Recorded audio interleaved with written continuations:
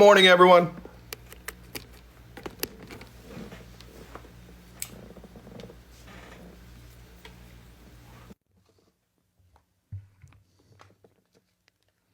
Good morning, good morning, good morning. Happy Thursday to you.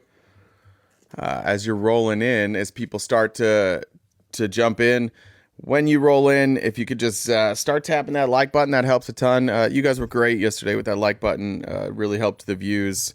With Felice being gone and me not posting any content, it was hard to get those immediate views. So thank you guys for that. Putting a little gum in my mouth. It's gonna be a day, guys. We have a hell of a outline for you today. I hope you enjoy it. Things are not getting less crazy across the country. Things are getting more and more crazy, but like in the dumbest possible ways. It feels to me a little less. Felice, Can you hear me? first time. Yay. First time. It's gonna be a good Thursday. I know it's like it's like that Groundhog Day thing. It's like if you can hear me when I come up here, I just think maybe it'll be a good day today. Which Or has maybe, not necessarily been the case. yeah, I was gonna say, or maybe it could be a complete and total disaster. Could be it. I was just reading this I have crazy to story. unwrap my sucker, sorry. I just added one story to the outline. I should give them credit. Shit, I don't have my TikTok up. Somebody just sent this to me. I apologize. I'll give you credit later. But a Politico story that I hadn't seen yet. So I read it. I was 1 minute late, but I don't know if you've heard this story. So Trump and his Lara Trump and the RNC sent a letter out to all Republican candidates, like across the country. And it says in a letter received by Republican digital vendors. So this also, I believe, is going out to actual vendors. Is that right? Let's make sure. Yeah. You mean Uh, vendors like that he's gonna do business with on the campaign trail? Do Yeah, you say listen. vendors? Yeah, so beginning tomorrow, we ask that all candidates and committees, and that's what they're saying by vendors, I guess, candidates and committees, who choose to use President Trump's name, image, and likeness, split a minimum of 5% of all fundraising solicitations to Trump National Committee. This includes, but is not limited to, sending the House file, prospecting vendors, and advertising. So now he is charging everybody in the GOP who uses his name 5%. But it gets better. He's leveraging people. He's a mob boss. This is just a basic racket. This Yeah, is not surprising at all. Like he's just leveraging people. You don't have to be smart to do this. You just ask everyone for a cut. This is who this guy is. well, I think it was apt that you said he's a mob boss, because listen to this next line. Any split that is higher than 5% will be seen favorably by the RNC and President Trump, and these are routinely reported to the highest levels of leadership within both organizations. Additionally, President Trump's campaign and the RNC strive to treat our Blackmail. donors with the utmost respect. When using President Trump's name, image, and likeness, we ask that all campaigns and committees abide by the following messaging guidelines. So they say, by the way, if you send more than 5%, we're going to tell Donald about it, and he will be very pleased with you. You will be on the good side of Donald.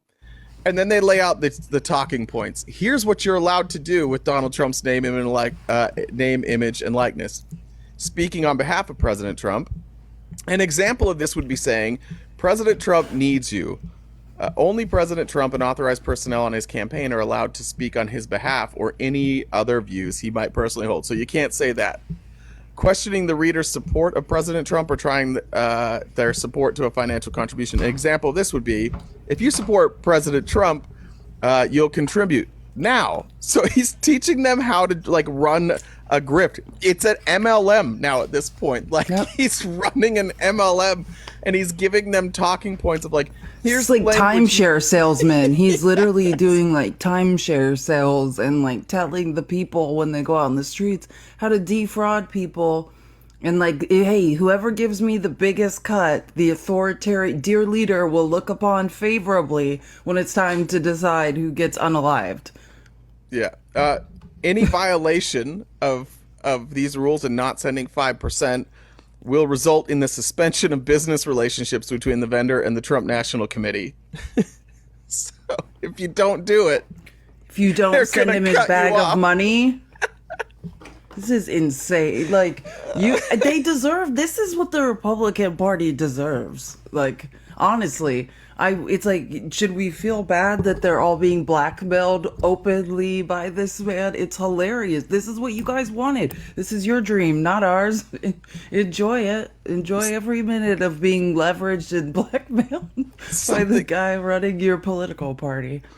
Finally, all committees that have been given the Trump seal of approval, which is a real thing, will be allowed to have one upsell that is personally signed by President Trump. We've seen upsells signed by President Trump have the highest conversion rates in dollars per view. Sorry, my screen just shorted out. It's an MLM. That's not a prize. Oh my God. All we ask for is a 1% split on these upsets. It's like, Give more money. hey, here's what you're gonna get for allowing me to blackmail you. I'm gonna continue blackmailing you, but it will be special this time. What the kind of message is that? What kind of Someone political come up party here. is this? Some Republican come up here and explain how this is okay. I really want to. Someone. I'm sure someone can explain how Trump openly sending out blackmail notifications to the people. The Republican Party is okay. Now use your brain. It's early in the morning. You're gonna have to think up a reason this is okay off the fly. But who can think up a reason to justify this?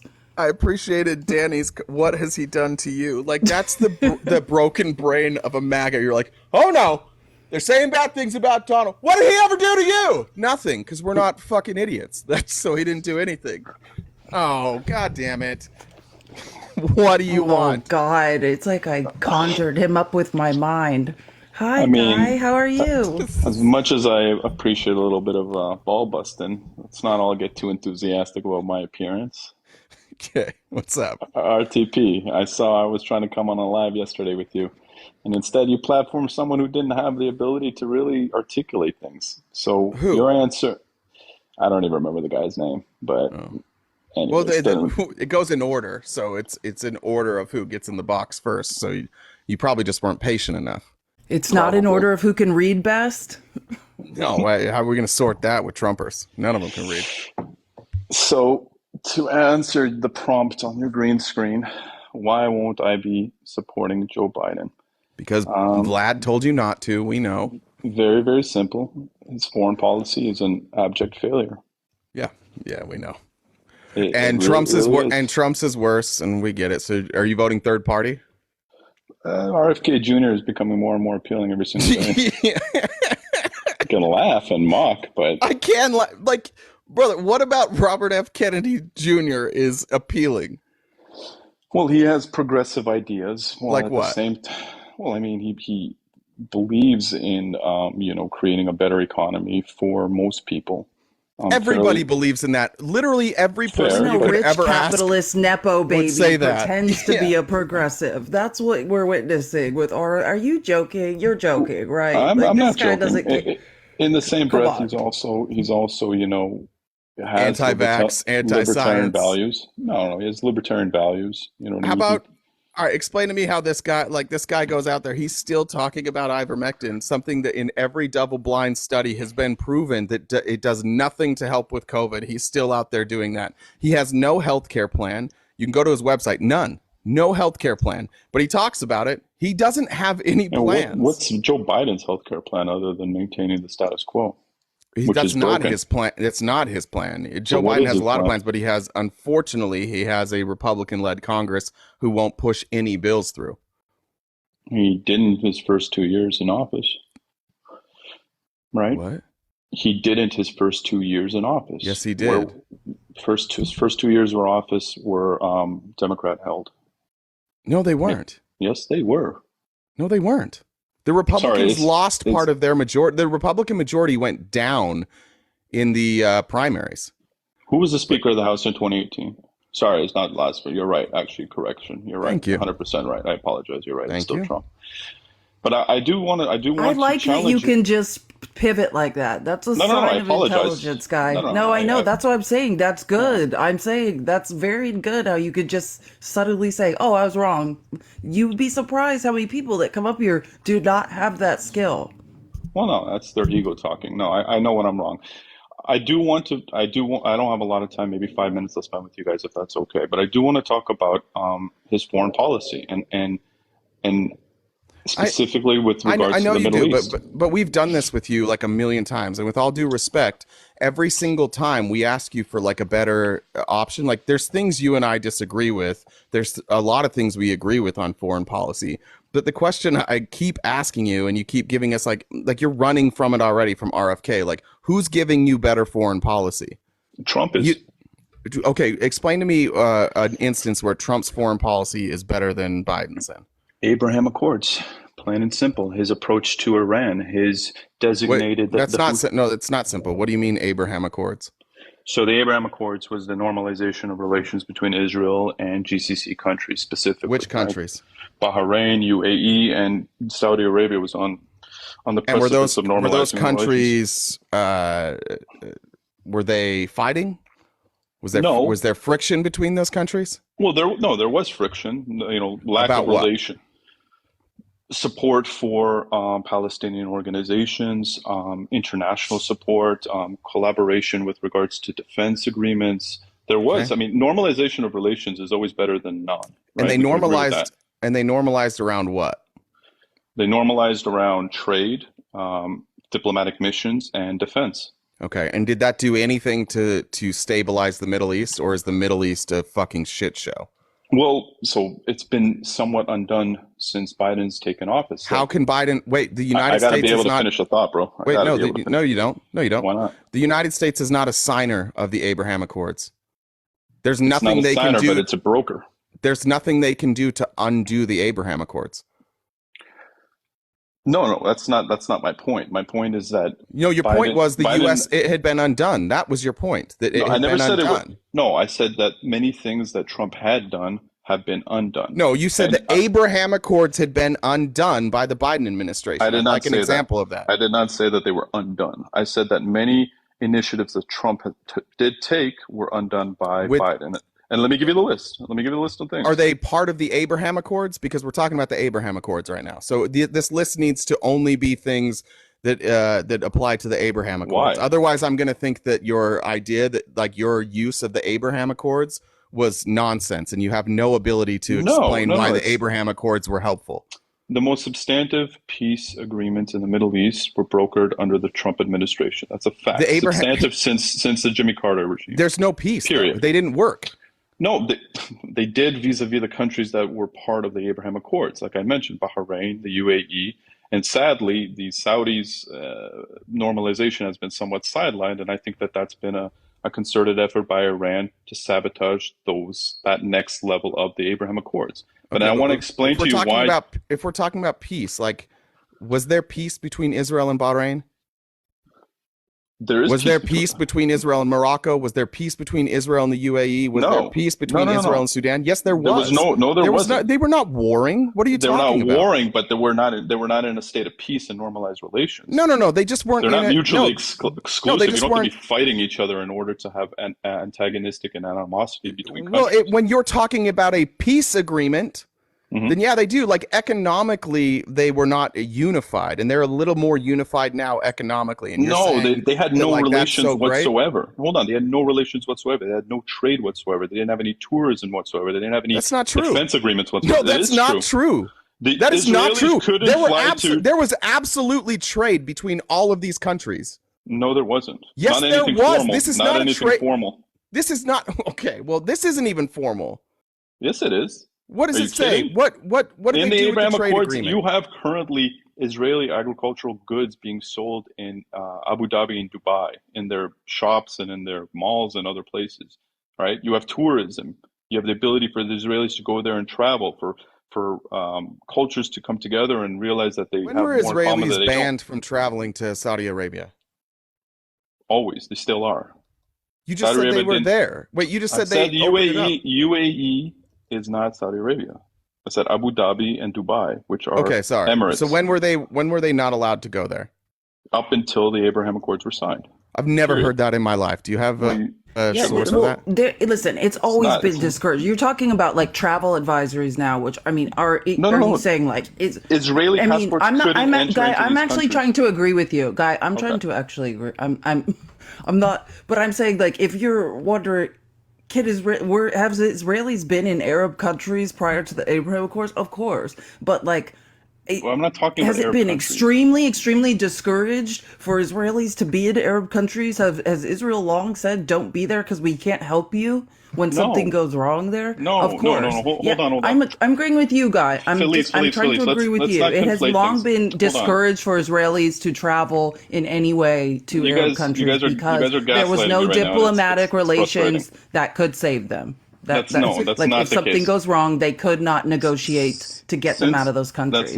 that's not accurate at all. Since the peace agreements Well, with that is Egypt, accurate. it isn't. Since the peace agreements with Egypt, Israelis. Cite a source at some point because I'm reading right now that the change was Israelis were allowed to go there, but they had to have a visa, and now they've Yeah. removed the visa requirement to travel within the countries. So No, I said it's they were allowed to inaccurate. go there. No, that's what the I'm reading the Abraham Accords. I'm reading the actual agreement. I'm looking at them right now. That's what changed. Prior to the Abraham Accords, there was no entry of Israeli passports into the UAE. Now, if you were Israeli who held Right. an American You passport, had to get a you could. visa. No.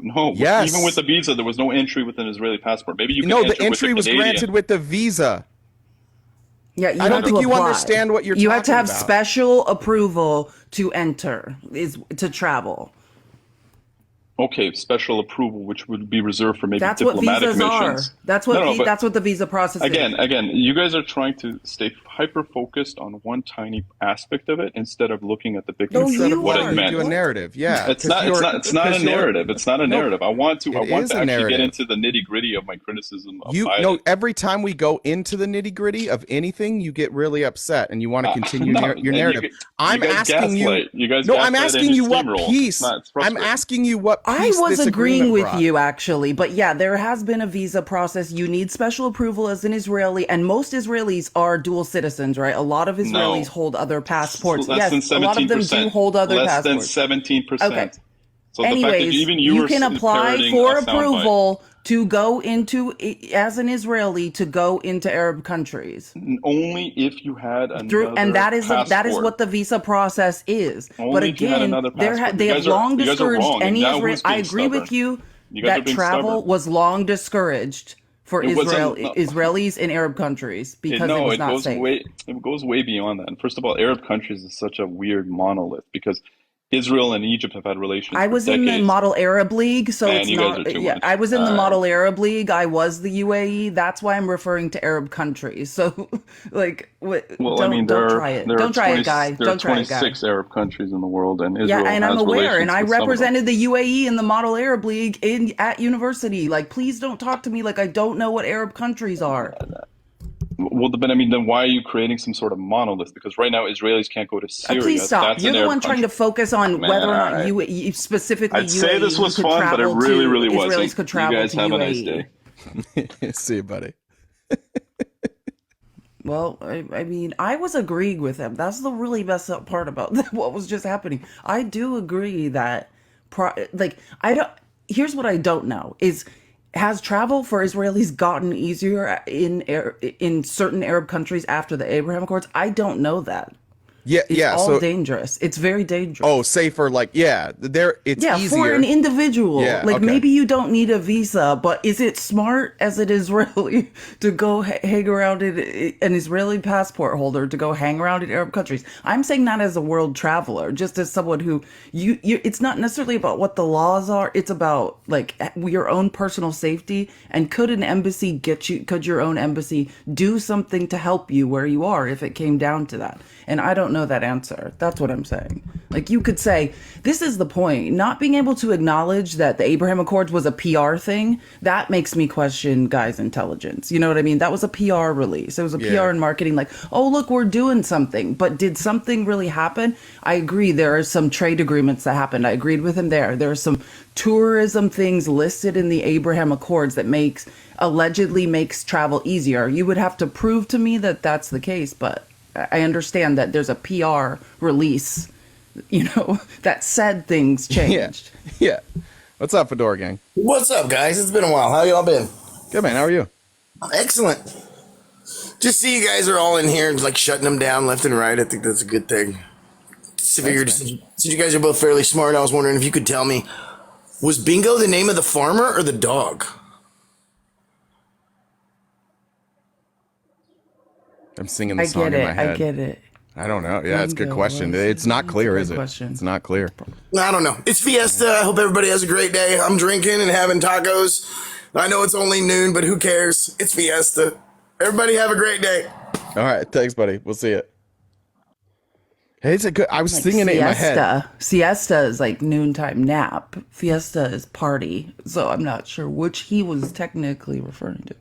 I could go for a siesta. There was a farmer, had a dog, and Bingo was his name. It is unclear a little bit. It's not entirely clear. I've always assumed the dog, but the wording is not clear. I feel bad for that farmer if that was his name. His name's Bingo.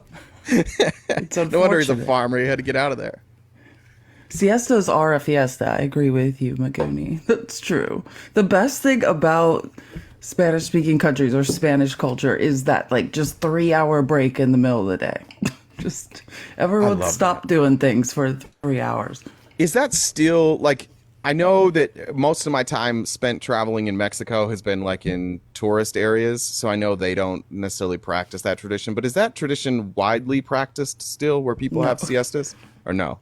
No, I think no, I don't really think so. Like, people aren't like taking a nap in the street. That's what you're wondering. No, I just think it's a difference in European-minded cultures and the influence of colonization in European-minded cultures, where society just runs slower. Like, if anyone who's lived outside of the U.S., people hate you at first because you when you want something, you want it right now. That's just not how it happens in other cultures. Like, you call for something and 2 days later you might get it. Like, that's what it is. It's just like, don't expect anything to happen when you want it to happen.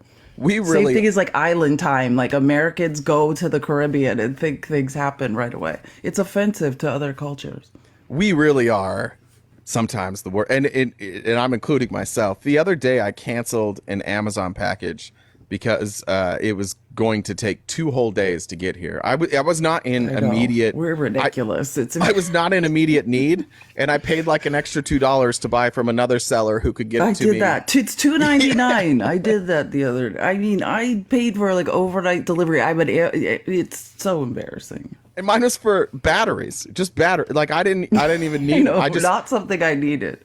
I used the last batteries for my remote. And then I'm like, okay, I'm going to need new batteries. So batteries for a remote probably lasts like 6 months to a year at least. And I still thought, I've got to have these today. And I paid the extra. Yeah, we were broke. One of the scariest documentaries I've watched recently, I think it just came out on Max. It's about Brandy Melville. And more importantly, like oh my God, one of the most successful fashion brands in the world. It's like fast fashion for tweens. And here's the really messed up part. It's one size fits all. So it's basically for like very thin teens, and they won't make any larger size. Like, that's the whole gimmick. The guy is like a crazed Trumper. The man who owns this is like a crazed Trumper from Massachusetts. Like, that's what it is. It's an expose on the whole company. I mean, he's really creepy. Like, there's a reason he geared a company towards tweens. Let's put it that. Turns out he's extremely weird. Oof. I'm on the website. He's a weirdo.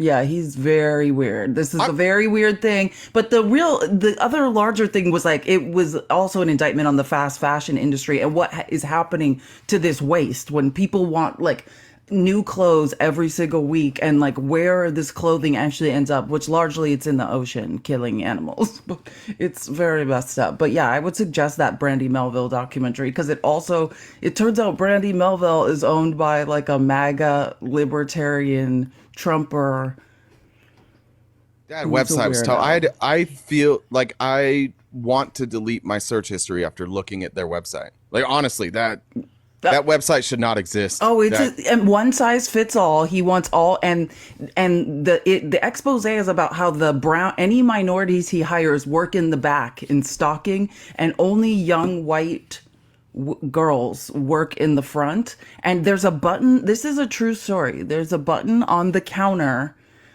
He hangs out upstairs creepily watching young girls that come in the store. And then there's a button on the counter. And when that button lights up, like, then the workers are supposed to take a picture of the young girl who's checking out and offer her a job. Like, I cannot even express the creepiness of this documentary.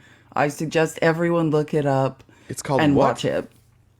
Oh, Well, I guess we can look it up. just Brandy Melville Max, a Max documentary. I mean, it will come. You'll figure it out. It's That's unreal awful. disturbing. That's horrendous. That is not a website. Oh, I it's wish I worse went than to. I'm not even saying the bad parts. Like, it's Okay. much worse than I'm saying. But yeah, I was just more talking about it because of waste and like that thing. But yeah, it's on Max and it is deeply, deeply disturbing. Maybe we should all watch it for homework. I'm gonna go over There's your assignment. come back and scream about it tomorrow. Before we get to the Chino thing, I just wanted to do. Well, no, I don't want to do that one actually. We're good. Yeah, let's do China. Yeah, we can't. I mean, we can't. We can do whatever you want, but let me. All right, let's we're do gonna China. go over. That probably sounds so I mean, weird yeah, to everybody it's else. not. I'm not doing China. Will you mute my account when my backup account when I come on? Okay. Everybody, while we're pulling that up, if you want to hit that like button, as you can see from Felice's background, there's the Venmo and the Cash App. My PayPal, I can't load it on my phone. I got to figure that out. For some reason, it will not load on my phone. But hit that like if you do want to send donations. We rely on your generosity to pay our bills. I will read anything that you write. I think so far nobody's written anything I was unwilling to write or say. Written anything I was unwilling to say. There we go.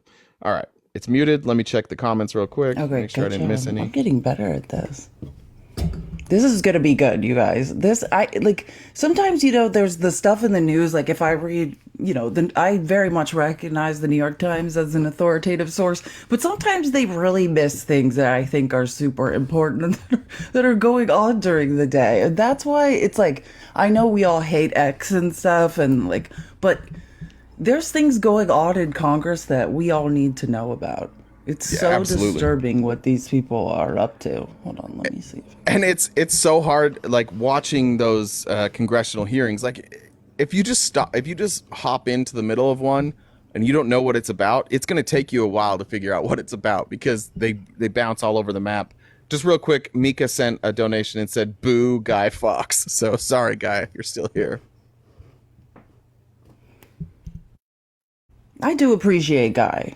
He thinks a lot. You know what I mean? I'm not going to hate on anyone who's using their brain. I like him too. That's sad that that's the low bar we have, but I'm like, anyone who comes up and has like thought prior Who has about thought what about they're things about to talk before. about, I'm like, thank you for coming up here and having given this some thought first. Like, that is my bar. It's in the dirt. It is in the actual dirt. Okay. So first of all, before we get to there was a hearing yesterday that just went completely off the f***ing rails because it's ridiculous. I don't know the exact name in the hearing, but it's something absurd. It's like Republicans stand up to Chinese propaganda. It just absolutely ridiculous. But prior to that, there's general speeches on the House floor or whatever. And this guy, dear Lord God, Doug LaMalfa, just prepare yourself. Doug has something he needs you to know. It's entitled, the committee investigation is called the CCP's role in the fentanyl crisis. That's what it's called. God. Yeah, I'm going to call it the Chinese propaganda hearing. But yeah. okay, so if that was really, are you sure that's not another hearing? Because I never once heard anyone talk about that. That's really funny. Because That's what it no says one here talked on about the that. select committee. They have a website for it. It's the select committee on the ccp.house.gov. That's crazy. That Yeah. is funny because we never talked about any of that. But why can't I? Okay, whatever. Why can't? This is actually a bipartisan committee. It's chaired by Mike Gallagher and ranking member Raja Krishnamurthy. Is that how you say it? Do you know Krishnamurthy? No, I don't think. I think that's a different. That might be a different hearing because this was chaired by Comer. Interesting. Okay. There were Republicans walking out. I'm not sure. I'll look into it. It will probably say the name at the bottom, so I'll look into the name, but I don't know. I'm surprised because Mike Gallagher, just to be clear who Mike Gallagher is, Mike Gallagher was a rising star in the Republican Party. He's only like 41, 42 or something. He's a star from Wisconsin who, he is the guy that chaired the TikTok bill. I mean, or like co-authored the TikTok bill, and he's left Congress now because of all this BS that Comer won't stop. Like, Mike Gallagher is no longer going to be in Congress. He's going to the private sector because he hates what James Comer has done. And he can make money elsewhere and not waste his time. Okay, so again, we're before the China propaganda hearing. We're now this is some guy named Doug LaMalfa from Redding, California, who's giving a general speech on the House floor. One of the common controversies came from ivermectin, which we now know, and many knew at the time, works as a very effective early treatment for COVID-19. How many people were harmed because they weren't allowed this early treatment because it was politicized? Indeed. Zero. One of the common controversies came from. That's what when you said that. Came from ivermectin. When we were talking to Guy Fawkes, I was like, oh God, because they're still talking about this. Like, they're still doing it. How many people were harmed? You're harming people right now, sir. And for anybody who gets into these discussions, maybe with your family or online, about ivermectin, I just want to be clear. There have been a myriad of studies that were double-blind studies with ivermectin, and every single double-blind study has showed the exact same thing. There is no benefit to using ivermectin to treat COVID. There is not one single double-blind study that says anything otherwise. So these Republicans standing up here claiming that people were hurt by not being able to get a medicine that now, at the time, they approved its emergency use. They allowed it to be used and they had trials for it. They wanted to see if it would work. It didn't work. That we now know that when Joe Rogan and Aaron Rodgers went on their podcast and like, hey, just so you know, this is why I recovered. It turns out they probably just recovered, just like most Americans. When you get COVID, you recover. It doesn't last forever. And it turned into this whole thing where, by the way, the same companies who were doing the jabby, they also made the ivermectin. So like they were just double dipping on morons. Like, if you're afraid of our vaccines, great news. We got this other thing we will sell you. And then when they studied it, they're like, yeah, it turns out it didn't help at all. When I was clipping Trump's last trial or what, not trial, sorry, his rally on Saturday in Pennsylvania, on True Social, Kash Patel is like, one of his advertisements he's doing, or promotional things, he's getting paid money to promote pills that undo the effects of the jab. What? No. Yes. No. Yeah, no. That's what he's doing. That's what he's doing. I saw it. It's a real story. Okay. Yeah, you take these pills, apparently, it will save you from the jab if you made the mistake of getting it and then realized the error of your ways. But also, this is where we're at. But also out there, like, hey, look how great I did with the what's that, Operation Warp Speed. Like, guys, this is not a serious political party. Stop it. Stop supporting them. This is not serious anymore. Like, we've left reality. Okay. First, what's happening is they're essentially like, the Republicans are acting like they care about Chinese propaganda, and the Democrats are like, what the. is going on? You guys are trying to use Chinese spies to impeach our president, and now we're sitting in a hearing about Chinese propaganda, basically, is what happened. And Comer and Raskin, because Raskin's the ranking member on this committee for the Democrats, were just going at, everyone got involved. Moskowitz, Stan Goldman, it just got insane. Who was Matt Gaetz talking to when I think it was the Global Times, he cited the Global Times, which is like just Chinese propaganda. That was a hearing on, I can't remember what that hearing was about, but yeah, he signed the CCP's #1 propaganda source in it was some military hearing or something. And the guy who he was trying to question and do a gotcha was like, "Are you talking about the CCP's #1 news propaganda source, the Global Times?" And Matt Gaetz was like, "Oh." Yeah, let me read it real quick. He didn't even realize what he was reading at the time. Yeah, just a reminder. So Matt Gaetz asks Call, I forget Call's first name, but this was about Ukraine. Matt McCall. Matt McCall, okay. Is the Azov battalion getting access to U.S. weapons? Call said no. Gaetz then asked to enter into the record an article from Global Times saying that titled "The Azov Battalion is getting access to United States weapons." Call said, "I'm sorry, is this the Global Times from China?" Gaetz said no, but then checked and acknowledged to his apparent surprise that it was. "As a general matter, I don't take Beijing's propaganda at face value," Call responded. Oh yeah, his name's not Matt. I just remember, I don't know what that guy's first name is. Sorry, I got confused Colin. what we were talking about. Colin. Yeah, sorry, I'm just made that up. Undersecretary of Defense. And that was last summer, right? Or something? Yeah. When was that? Yeah, sometime. It's been a while. Yeah, sometime. Okay, so here we go. So this fight is going to be over several clips that just breaks out. And then pretty much continues in everyone's 5 minutes after that. So it's okay for, as Tony Bobulinski said, for China to bribe Joe Biden's family with $9 million. But that's the lie that's been discredited. Where's your impeachment investigation? If Joe Biden took a $9 million bribe from China, why aren't you impeaching him for that? Well, who says we're not? Well, I can invite Mr. Moskowitz to come back in. Do you want to move for impeachment today? Because I thought that was your main agenda item. You said it was the paramount priority of the committee. No, this is a... So it's okay for... He's still trying to pretend. This is all Comer has. Comer is still hanging on because he doesn't want to be embarrassed to the impeachment. And basically, Jamie Raskin's like, "Oh, Moskowitz walked out for a second. Let's get him back in here. Let's do the impeachment vote." Just to shame Comer. It actually that answer shocked Jamie Raskin. He's like, "What?" He's like, "You're not impeaching him for why aren't you impeaching him?" He's like, "Who said we aren't?" It's like, we're not. Well, we're all here. We've all seen you. You're not doing that. That's why I'm saying that you're not doing it. It was such a bizarre answer from Comer. Who says we're not? Well, everybody. Everybody's watching this on TV. Everybody's seen you on TV before. We've been asking you too. There are no articles of impeachment. You're not voting on it. That's what he's asking you to do. It was such a bizarre answer. Poor Jamie.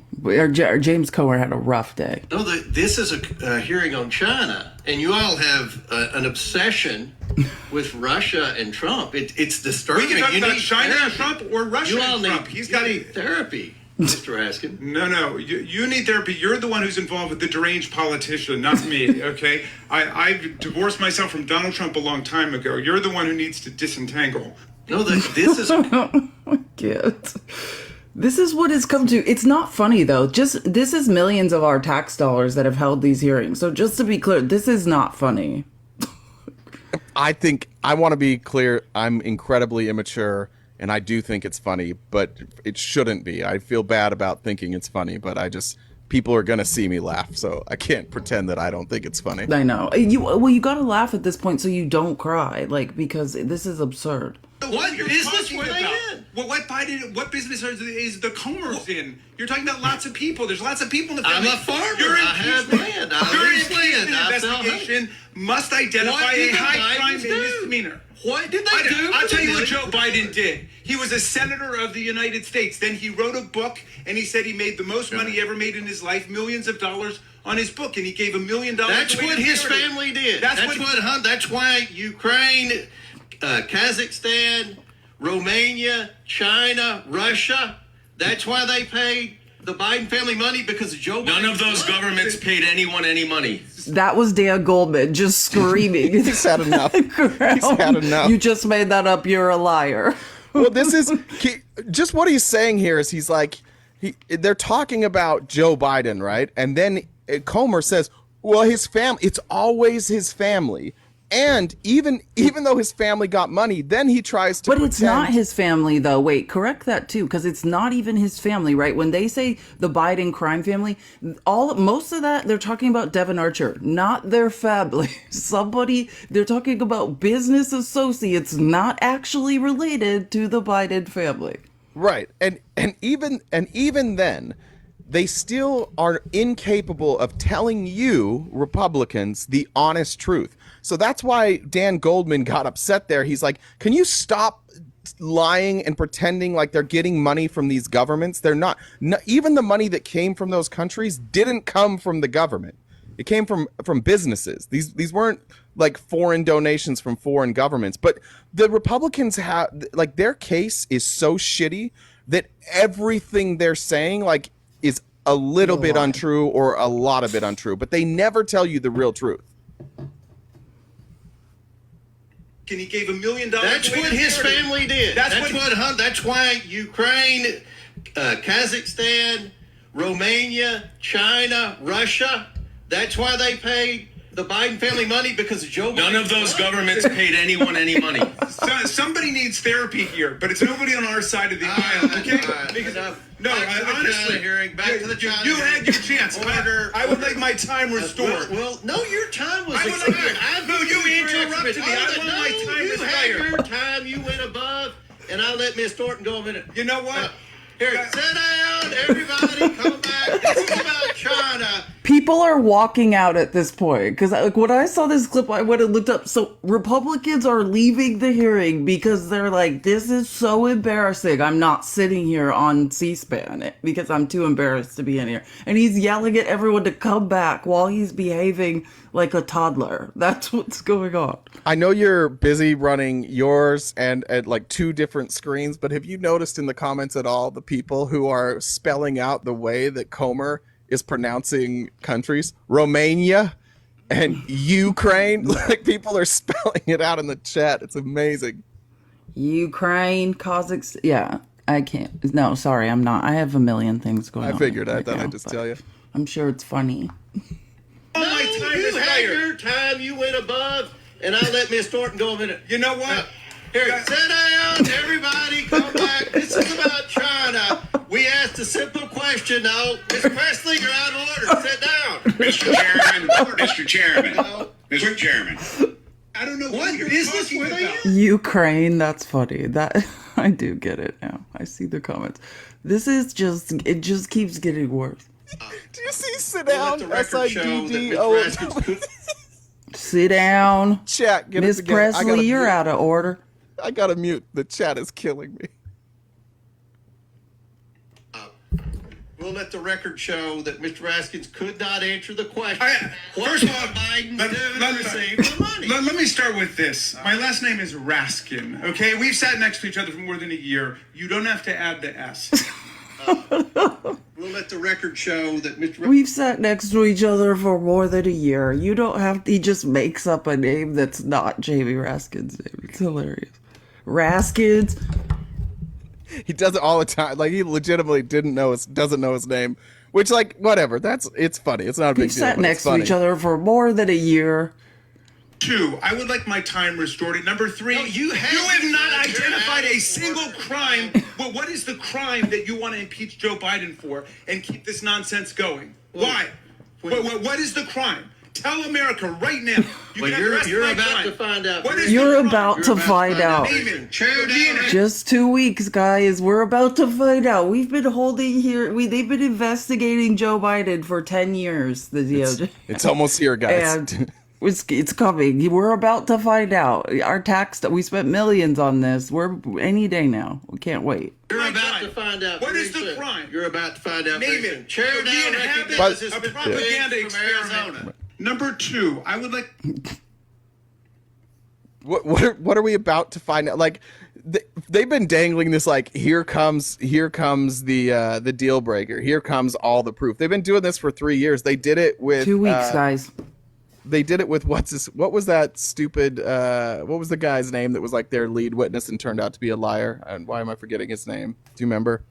The FBI informant. Alexander Smirnov? Smirnov, Alexander yeah. Yeah. Remember that? Remember when Comer, like, there's clip after clip after clip of Comer, like, this is the linchpin. We got him now. And then a year later, he's like, yeah, that guy didn't matter very much. Like, they don't have anything, guys. I feel bad for Republicans. No, but and think about this. it. This is the man in charge of the investigation. So that's what all J.B. Comer's saying is, okay, what is the crime? When you're trying to impeach someone, you just have to name a crime, a high crime or a misdemeanor. Just at any time would be good. Just at some point, could you tell us what Mr. crime? Chairman, What business? Did they have an interview? Mr. Chairman, we have spent tens of millions of dollars pursuing We have Joe that is Biden, not and you have not true. identified That a is single lie. crime. You are Really? lying. Oh, That's really? a lie. We have not spent $10 million. Hey, how much have you spent? Okay, just under 10 million. Like, this is our tax dollars. You're doing nothing. You know what the real number is? I don't know. Oh, it's been for free. Okay. All right. Well, in any event, hey, you know what? Then we get what we paid for because you got nothing. You got nothing on Joe Biden. No. Answer this question. What did the office Mr. Chairman? This is insane. This is a congressional hearing. I will tell you this. If you believe that it would have been illegal for Joe Biden to take $5 million from Ukraine, it certainly would have been. What do you think about Donald Trump taking more than $5 million from the Chinese government while he was president? Well, we know that And Trump, we already have proved that. Like, this man was getting funneled money from the Chinese state. Now, we're not talking about the, racist GOP saying that anyone from China counts as the Chinese government giving money. We're talking about a state-owned Chinese bank was giving Trump money while he sat in the White House. Like, had a legitimate business that he talked about and he campaiged on. The legitimate business was the White House. What He business? sold the White House. Give me a break. He was What president. business was what business were the Bidens in? What business did Joe Biden's family own? What business were they in? Did they have hotels? Did they have a social media company?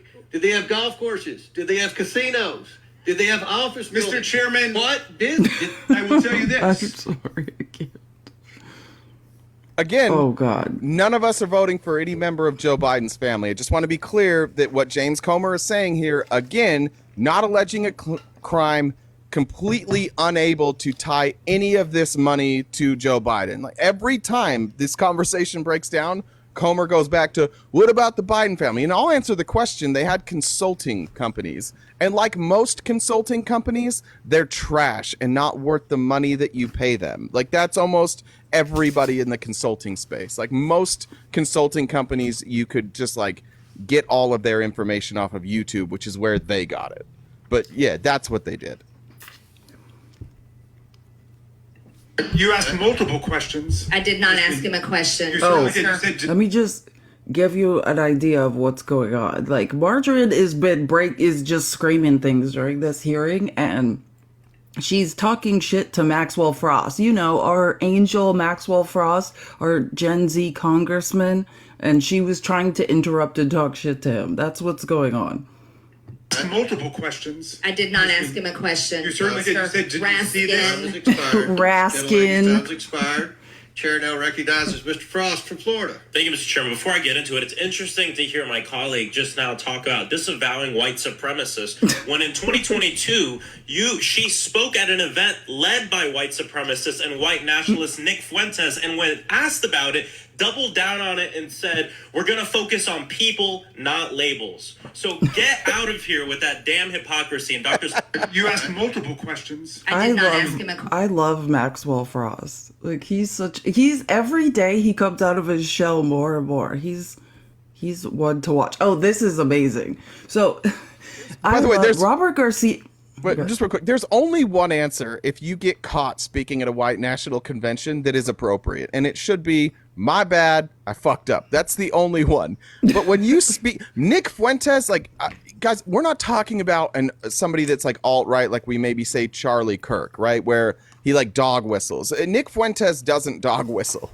Nick Fuentes like celebrates schmatzy holidays. He openly says he likes the schmatzies. He openly is praises Schmittler. This isn't one of those instances where somebody's just calling somebody a white nationalist and it's up to interpretation. It's not. This is a schmatzy white nationalist, and she's like, I'd like to drop the labels because every time we tell people we're talking to schmatzies, they get mad at us. So what if we dropped the labels so nobody got mad at us anymore?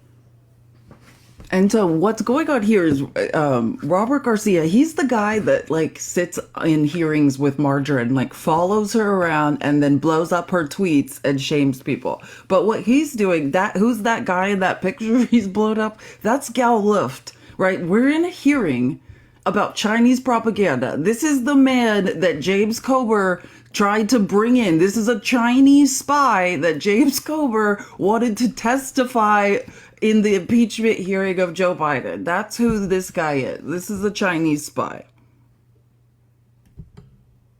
This gentleman over here, this of course is Gal Luft.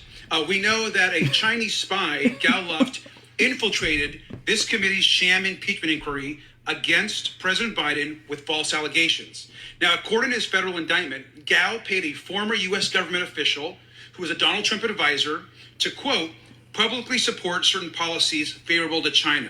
He also sold Chinese arms around the world. Now, our chairman, who wanted this gentleman to be a witness, called him, quote, a very credible witness. This is a Chinese spy we're talking about, just because Gal Luft was willing to help Republicans smear the president. So we're talking about China's influence. It starts with the House majority, our chairman, wanting to have a witness, this man who actually was a Chinese spy. So it's completely ridiculous for Republicans to claim to get tough on China while they're working with literal Chinese agents to spread misinformation. Goes to yeah, this goes to show like just how easily we're in duped. hell. Yeah, Republicans, be better. You can't stop being duped like this. When you think that Donald Trump is hard on China and hard on Russia because he says things sometimes, and you're like, well, that's good enough. And you never look at what actually happens. Like, the Republicans are in bed with Russia. They're in bed with China. Sometimes unknowingly in bed with China because people like James Comer are just not that bright. But like, you guys are doing the bidding of these countries. You more closely line up with the views of Vladimir Putin than really anybody else. You guys like this stuff. It's time to be honest about it. It's time to be honest. You would be far happier if our country were like China. You would like that that there was racial homogeny. You would like if speech was absolutely quelled. You would like if your morals were dictated by the government. You all want that. Just can we start being honest about it? Stop pretending you're like the freedom people. Can we just stop with that and just admit that you just want fascism? We get it. Yeah, these are the people trying to take our freedoms away. These are the people taking people's freedoms. It is the Republicans. And it is very ironic to use our tax dollars to hold a hearing on Chinese propaganda when you are trying to employ Chinese spies in your hearings against our president.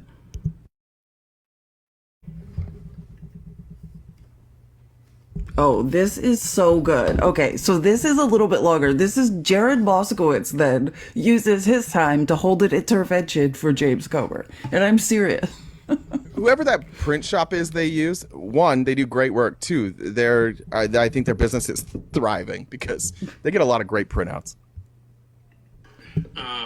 by saying that obviously Chairman Comer's not here, but I think in light of what we witnessed earlier, I think it's important that together as a committee that we begin Chairman Comer's therapy session, right? A member of the other side wanted to confirm what the title of the hearing was, right? That were Chinese propaganda. Well, we know the title of the hearing certainly isn't about impeachment anymore. And Chairman Comer has suffered tremendous loss. And we all know in our life what it's like to suffer tremendous loss. There's all sorts of different stages of grief, and that's the loss, obviously, of his impeachment hearing. And everyone deals with that different ways, and sometimes it takes time to grieve and struggle and fill that hole, that void that now exists now that he no longer has impeachment.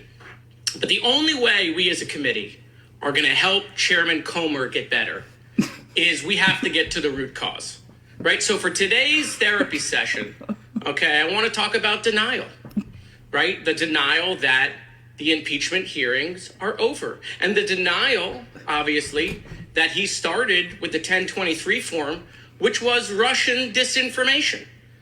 And so, Chairman Comer's psychology teaches us that, someone might be, like him, using denial as a defense mechanism. And signs include that you refuse to talk about the problem, you find ways to justify your behavior, you blame other people or outside forces for causing the problem, you persist in your behavior despite the consequences, you promise to address the problem maybe in the future, or you avoid thinking about the problem. And so in addition to these signs that Chairman Comer has been displaying, as we saw in the beginning, he also might be feeling hopeless or helpless.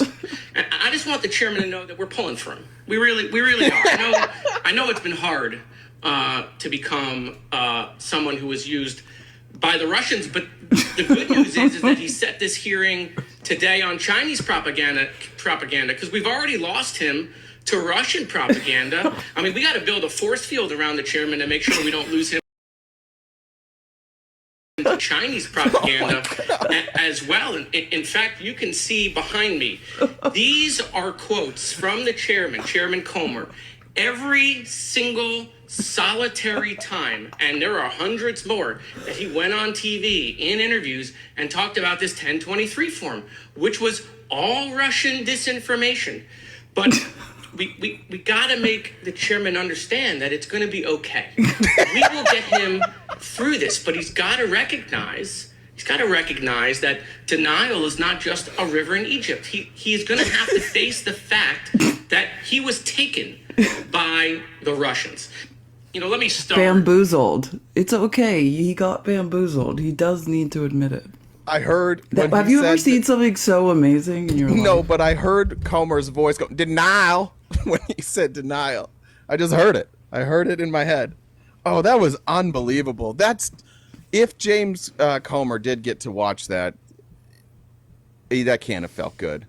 He left purposely before it was Jared's turn. You know what I mean? I mean, then again, yeah, I don't think anyone could sit in these rooms for like 5-6 hours without leaving. But yeah, do I think it's a coincidence that he's never in there when it's Jared Moskowitz's turn to embarrass him? No, I don't think it's a coincidence. Well, he thought he could do like the Trump thing where like you can give somebody a nickname and you win. Like he tried that with Goldman and Moskowitz, and then they just roasted him. But like off the cuff, Comer is not quick. So every time he's went toe to toe in like a battle of insults or a war of wits, he loses. Like he's like, you'll see in 2 weeks. Do you remember when Moskowitz is like, let's do the impeachment now? And he just went quiet. He just sat there and stared angrily. Jim Jordan was next to him laughing, like the Republicans were laughing at him, and he had nothing. He just sat there quietly and angrily. He's not equipped for this. They did him a severe disservice by letting him be the chairman. Well, he thought being the chairman, this was going to bring him like all the power. These chair positions come with a lot of power, like these are coveted positions. And he thought like I'm gonna fundraise off this. I'm gonna be amazing. And look, this has not gone the way Cobra wanted. Because even like me, I listen to Steve Bannon's show. Well, I used to listen every day, but probably at least 2 or 3 times a week. And like he gets it from all sides. Cobra's not welcome on the far right, anywhere on the left. He pretends to hate the establishment or he'll be cast out of MAGAville. Like there's nobody that wants to listen to him speak anymore. Great comment there by RTP's falsetto voice. Not equipped to quip. I think somebody should make a remix of like Too Legit to Quit and just make it about Comer. Not equipped to quip. Write it. I'll rap it. We got this. Oh yeah, and so this clip, what he's doing now is he's furious because if you guys have seen Margarine is not, I would say Comer's a little smarter than Margarine. Margarine has completely been overtaken by Russian propaganda. And I said this, I think a lot of the people who fallen for this like weird Russian propaganda, like Putin's not a bad guy push, you have to have no previous knowledge of history because you can easily debunk like Putin's narrative. Like this, I've heard this a million times, like these are easy disprovable lies, but Margarine's fallen for it. And she keeps several times in this hearing, when Ukraine has been brought up, was broken and started screaming that Ukraine are a bunch of schmozzies. Okay, so now Jared's gonna make a comment about what Margarine's been doing. Yeah, we actually talked about that yesterday. About like I think it was yesterday. I don't think it was when you hear it. Like how ironic it is that like people like Marge constantly try and smear Ukraine for being schmozzies. But let's remember, Marge spoke at a schmozzi rally, like a schmozzi event. She's one of them. Why is she criticizing them? That's her team in Ukraine. Those are her brothers and sisters over there. Why is she so mad about them? Well, I mean, yeah, it just goes to show how easily she just gets sidetracked with some propaganda. It's like you're smearing yourself, weirdo. But listen, I mean, I think what Jared said was quite from the heart. Like he's furious. Now, I want to address something else that went on in this committee by another member. And I say this as someone whose grandparents escaped the Holocaust. So my grandmother was part of the Kindertransport out of Germany. Her parents were killed in Auschwitz. My grandfather, her husband, escaped Poland from the pogroms. The idea that we pretend that behavior is acceptable and regular. There are no concentration camps in Ukraine. They're not taking babies and shooting them in the air because they're Jewish.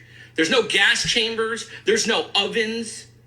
They're not railing people in. They're not ripping gold out of people's mouth. They're not taking stuff out of their home. They're not trying to erase a people.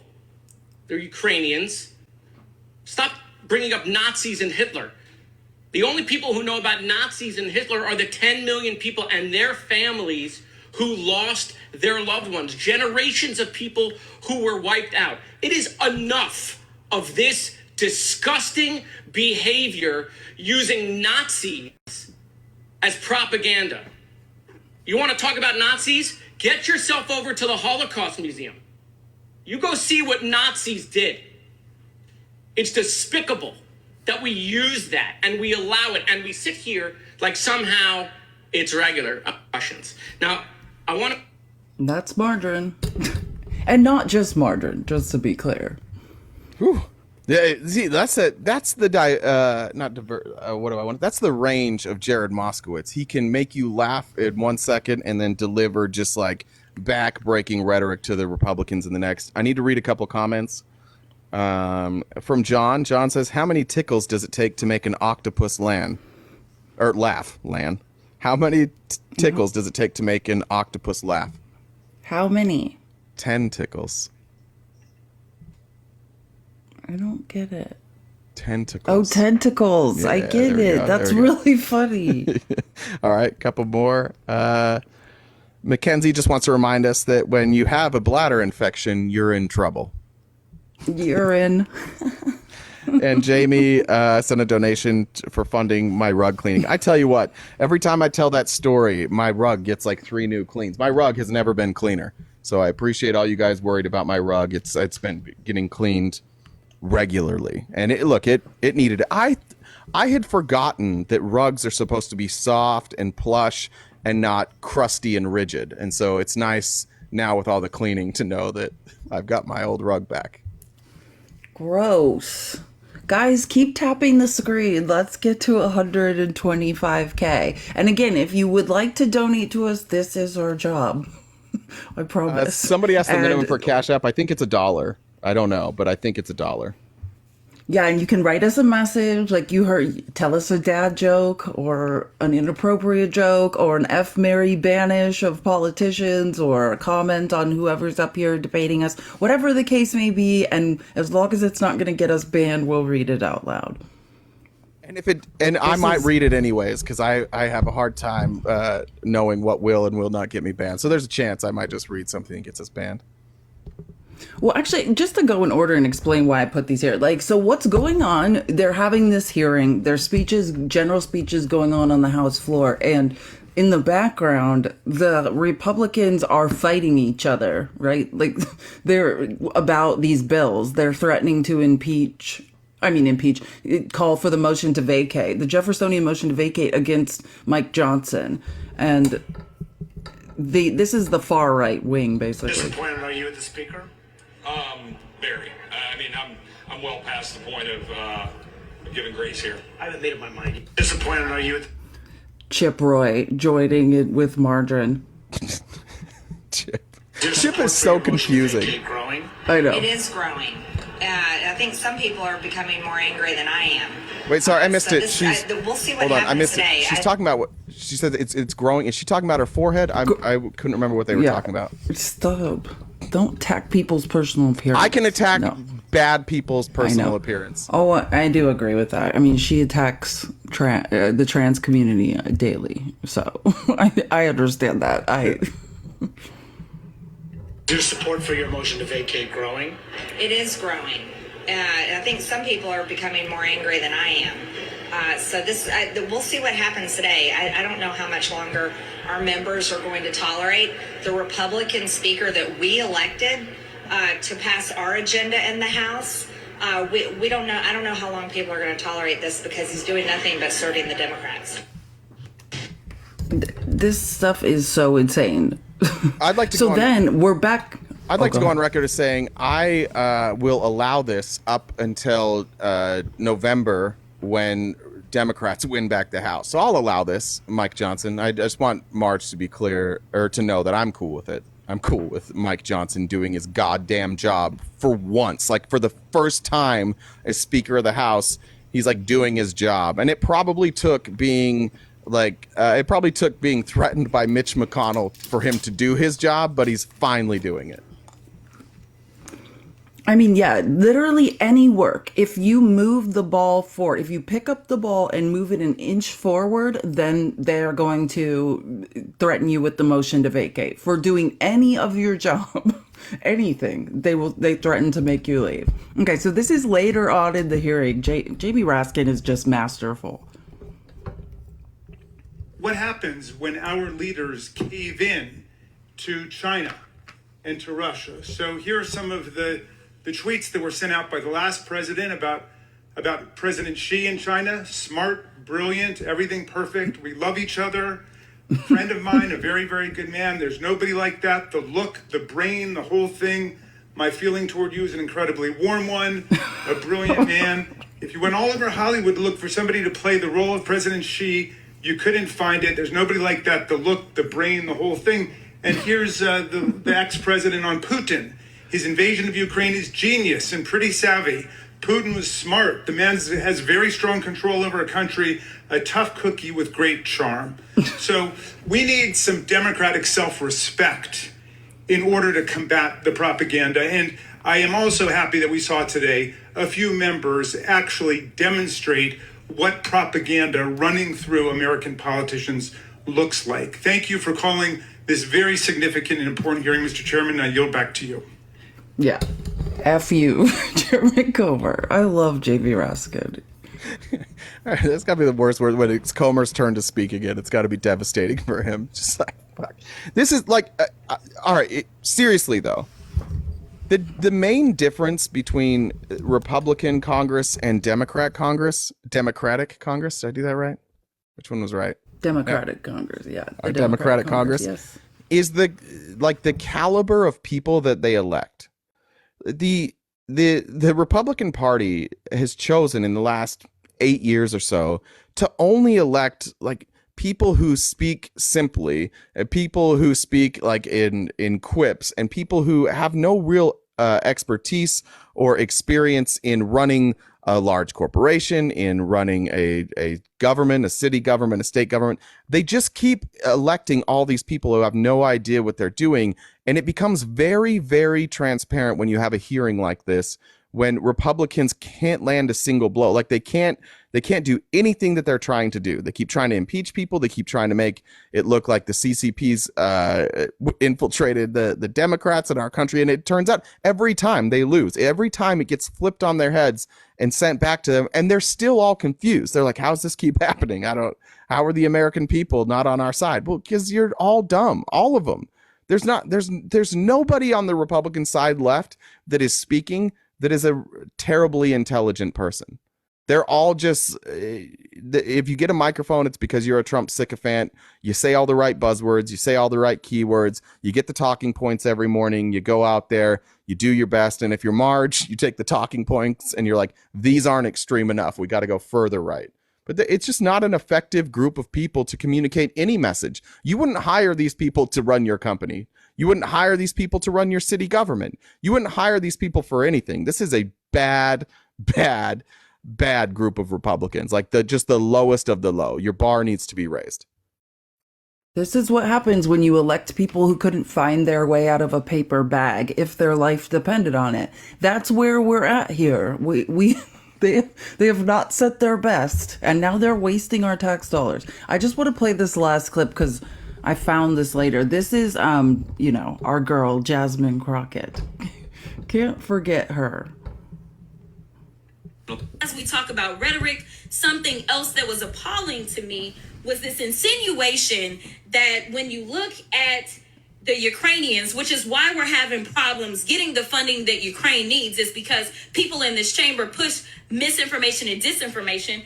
They want to talk about the Ukrainians got all of these Nazis. Well, let me tell you something. You can find Nazis anywhere. You can find them right here in the United States. In fact, a bunch of the people that they're calling victims and prisoners of war, also known as convicted felons from January 6th. I have an article that I'd like to enter into the record by unanimous consent that says neo-Nazi January 6th rioter pleads guilty.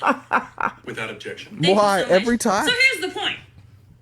We have people in this chamber that are actually causing just as much a threat, if not more of a threat, to our own country.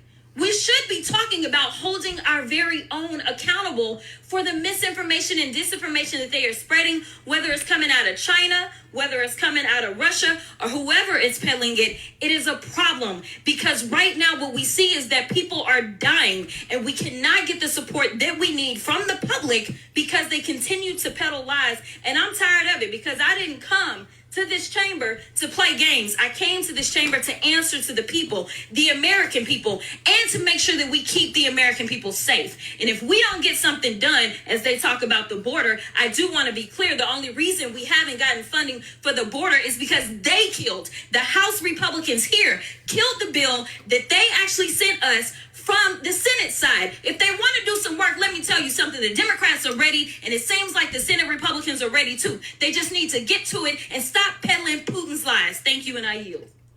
I mean, I will fight you for Jasmine Crockett. I want her to fix me so bad. Like I know. The feeling. Usually you're trying to fix people like Laura Boebert, but it's true. Maybe Jasmine can fix me too. That was amazing. That was so good. I feel relaxed now.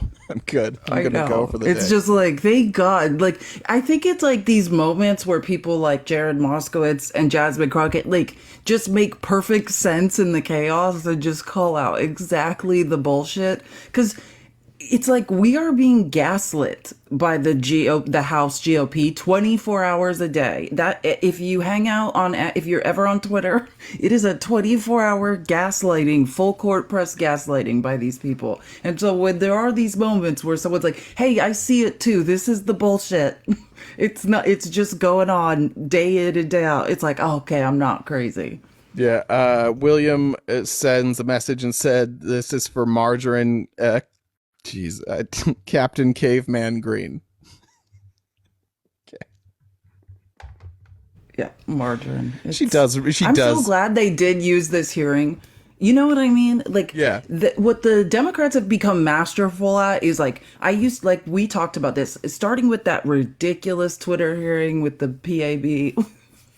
You know, I was like, I dreaded these hearings. I was like, this is a nightmare. Like, the Republicans are just going to spread lies. And the Democrats have turned this on its head. You know, they take a really awful thing the Republicans are trying to spend 6 hours lying about, and they turn it around and say, like, here's the real truth. Like, we were going to spend 6 hours showing that these people are liars. And I appreciate it. Every second of it. And not to besmirch our favorite Democrats in Congress, but like they do have a little bit of an easy job because these Republicans haven't changed their story for 3 years. They're still saying the same stuff that's been debunked over and over and over again. So they can just show up with the same props. Like they already know what props they're going to need in these hearings because the Republicans haven't brought new evidence. They haven't brought any charges. They've brought nothing new. They've just said the same shit for 3 straight years, and they're getting more and more frustrated that like they can't prove any of it. And they blame the Democrats because they can't prove anything that they're saying. And every time they get close, it turns out they were the ones that were duped. When are Republicans going to recognize that your party, your Congress, is easily duped by Russia and China? They get played by them all the time. Like your folks are not smart enough to come up with their own ideas and their own solutions and their own evidence. They rely on Russia and China for their talking points. And that's been shown time and time and time again. And then they're feeding those talking points to Republicans that we all know and love. And then we've got to hear the Republicans show up and say the same dumb Russian and China talking points over and over and over that have been debunked. If you're a Republican here, can you please at least recognize how many times now it has been shown that your party has fallen for Russian or Chinese propaganda and brought it to a hearing as evidence? Can you guys just at least admit that at some point, that like maybe your representatives don't know what truth is? Like they don't seem to be able to identify that. Yeah, and meanwhile, meanwhile, while all this stuff is going on, right? Like at the federal level, which is nothing, we're watching a never-ending circus. We're in Arizona, where again, the state legislature, the Republicans are holding on to a pioneer law that's going to unalive a bunch of women. Like it's like this circus is all a distraction from the fact the Republicans are working behind the scenes, right? No, don't listen to anything that Donald Trump is saying, right, during election time. Look at his record and what he's done. Look what he's done with Roe v. Wade. And now he can say anything he wants. Like, oh, it's not me, it's the states now. Well, you've been bragging about it. You're on record bragging about this. And still, they will not repeal what we all know is ridiculous. No exceptions for rape or incest. And we're still here in Arizona while this circus clown show goes on with our tax dollars in Congress. During those years, like as you still had people traversing the country, there's something interesting that a stat that I heard during like that time, like the 1860s, the mother mortality rate was somewhere between 1% and 2% with childbirth. But if you were somebody who went west, it went up to 5 or 6%. So these laws that they do, like they were 500-600% worse on protecting mothers than even like on the East Coast. And that's what we're reverting back to, just to be clear on that. Yeah, it's like the literal Wild West, and that's where we're at now.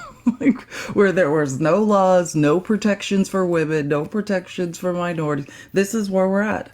and keep the clown show going. Like, keep titling hearings, to make the public think you care about Chinese propaganda while trying to employ Chinese spies to bring up propaganda against our president. Like, make any of it make sense. Yeah. What did you think about sorry. Oh, I was going to do something you're going to love. You ready for this?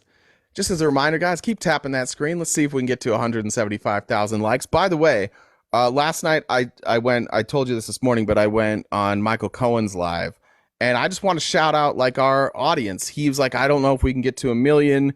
They had 1 million likes, which is amazing. And our group of people got him to 1 million very quickly. Very, very quickly. So well done by this crew. Great tapping. I understand if your fingers are a little tired today and you need a day off.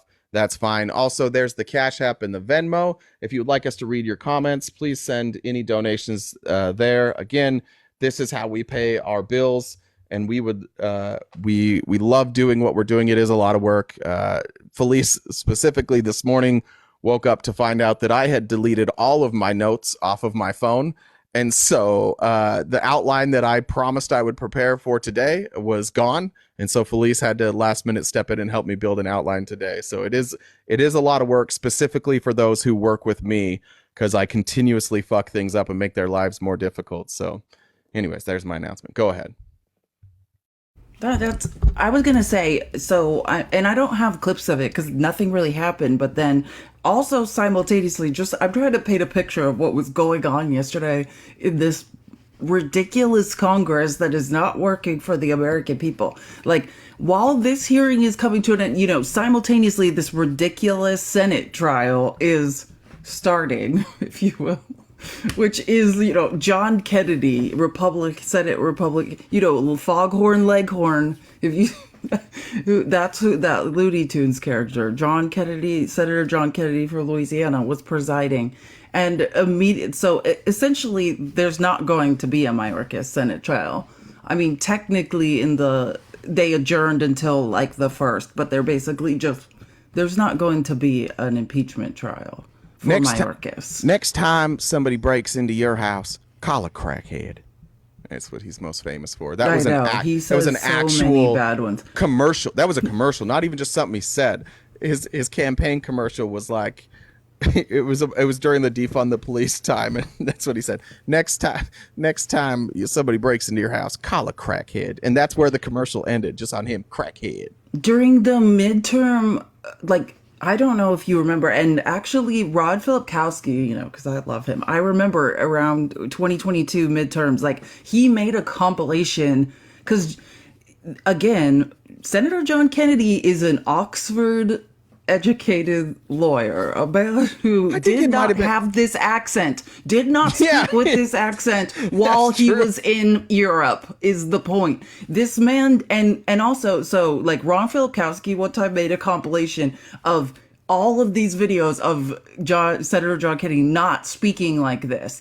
And then literally with the rise of MAGA, Josh Hawley's another one, Yale-educated lawyer, but Ted Cruz is another one. These people pretend, right? And I think John Kennedy is the worst because it's an insult to the far right. It's an insult to MAGA when someone starts speaking with this down home backwoods accent to try to appeal to voters that he never had, and start speaking with weird colloquialisms and trying to lower himself to his base. And it's ridiculous. And in the 2022 midterm, specifically when he was working for, what's that guy, Herschel Walker? John Kennedy said some of the most insane things on the campaign trail. And there's I'm going to find it and play it tomorrow if I remember. There's a compilation of he's like, the people love people trying to get me to eat spinach like these vegan liberals, just insane things he would say. And it would make everyone uncomfortable. Before we left the Comer hearing, I don't know what we want to call it, the Comer roast. Do we just call it the Comer roast? Is that what that was? So embarrassing. Where Republicans consistently point out these foreign governments that are that hate freedom. Just something that happened yesterday. I don't know if you caught it, but Donald Trump, our guy Donald Trump, who owns a media company, True Social, which is doing very well. Their stock price it's going super great. Things are going well over there. That place, True Social, a place where you can actually have free speech, as Felice has brought up before, routinely edits out information from articles that is not favorable to Donald Trump. He was caught doing it again yesterday, and he deleted 5 sections talking about Michael Cohen. And let me just tell you what he deleted out of the articles. Number one, that he said he deleted that Michael Cohen was Donald Trump's fixer. He got rid of that quote. Everybody Michael Cohen agrees with that. 2, an implication that Cohen's ability to conduct fraud schemes, not his legal acumen, is why Trump brought him into his inner circle. 3, Cohen being a star witness is both good for Trump and bad for Trump. He deleted that. Like, it's good and bad, and he's like, we can't have that in there. The prosecution could argue that it is the Trump Organization documents which builds their case. Took that out. The prosecution could argue that it was Cohen's very loathsomeness that attracted Trump to him, that Trump was perfectly content to have Cohen as his sidekick, confidant, and attack dog for over a decade, and therefore turn all attacks against Cohen into attacks on Trump, who employed him. The writer of the article, McCarthy, stated that a second Trump administration is still inconceivable. I'm reading things he deleted, just so we're clear on that. There's a lot. An implication that Trump hired Cohen and kept him around, not for grade A legal counsel, but for his genuine expertise in extortion. That the SDNY can pin these hush money arrangements on Trump, which they can. If women had come forward during the campaign, it might have torpedoed Trump's presidential bid in the wake of the infamous Access Hollywood tape. An implication that Trump's deal with Stormy Daniels didn't turn out well for him. 10 things. I said 5. It's 10. 10 things that he edited out of an article before it was allowed to be posted on his Truth free speech platform. Not once in the history of all the free speech platforms has anything like this occurred. This didn't happen on Twitter. This doesn't happen on Facebook. Never have we seen any other of the major platforms editing articles, taking information out of articles before they could be placed. Sometimes they didn't allow articles up, but never did they have somebody editing articles, specifically editing out information that is not favorable to the owner of the company. This, if you don't think this is China, looks like China and Russia, I don't know what to tell you. There's like, if the incredible stories that come out of China, like that Kim Jong-un played golf. The first time he played golf, he shot 18. He made 18 hole-in-ones, including on like par 5s. Impossible to read. That's like in Putin said he was the best tennis player in Russia. Remember? Right. And what does Donald Trump do? He fakes club championships. He fakes golf achievements. Like this guy he's just like a what do you say? He's a Chinese knockoff of Un, I guess. I don't know. Like he's a I want knockoff. Everyone picture in your mind. I want everyone. Not China, North Korea. I keep saying China. This is your I meant favorite North Korea. activity. This is your favorite activity, Republican. So everyone picture in your mind Obama. Okay, it's picture Obama. Now everyone picture if Obama took articles written, edited them, and then posted them on Twitter. You guys are the people that said that it turned out only Trump was calling Twitter trying to have free speech taken down, right? Put Chrissy Teigen calling him a pussy ass bitch. That's what it turned out was it was Donald Trump trying to interrupt free speech. But I just want everyone to picture if Obama was doing this, was editing media organizations' free speech and reposting the articles, editing them, and then posting them on the internet. Can you imagine what would happen? This is insane that this guy wants to be president and is sitting here doing this and saying his own First Amendment rights are being taken. He's trying to be the president of the United States, the head of the executive branch, and is literally in our faces interrupting free speech. I'd like to apologize for blaming China for the actions of Kim Jong-un, who, of course, is North Korea. I apologize to everybody on that one. But like this guy also, like, same guy that's out there faking campaign rallies. He went to, somebody asked me about this the other day. I don't remember who it was. I think it was on HVACs. They're like, oh, what about Chick-fil-A? I'm like, I don't care about Chick-fil-A. I'd like to amend that statement. Once I found out the story, I do care about Chick-fil-A. Because what they did is Donald Trump went into a Chick-fil-A and took a picture with a bunch of workers there that were black, and he was like, "Yeah, they all love me." No, it was completely staged. By like that lady works for Turning Point USA. She pretended to be a Chick-fil-A worker. All the words that came out of her mouth, like she already works for Trump, and they faked that whole thing. Like this kind of stuff we used to laugh about North Korea. This is the kind of stuff I'm old enough in politics to remember when we used to laugh about this stuff and laugh at North Koreans and say, like, how could they be this crazy? Like, how could they believe all these obviously fake stories? Well, now we know. Now we know how they can do it. They're just like whatever the MAGA equivalent is, except for theirs is less willful, right? If they turn against Kim Jong-un, that's a problem for them. Here, you can leave Donald Trump anytime. You guys don't have to continue down this. This is just a guy who's lying to you. He's editing your media. He's faking support from people. He's just lying to you. And we showed earlier today, he's using those lies, and now he's demanding money from anybody who just talks about him. Like he's now siphoning off money from everybody. This is the biggest scam ever perpetuated on the American people, and you guys love it. You're like, scam us some more, please, sir. Can I have some more scam? Yeah, so tell us what we would like to know is someone to just come up here and tell us why that's okay. Why is it okay for him to leverage and ask for 5% from any other Republican that mentions him in a campaign ad? These are why is it okay for him to leverage people?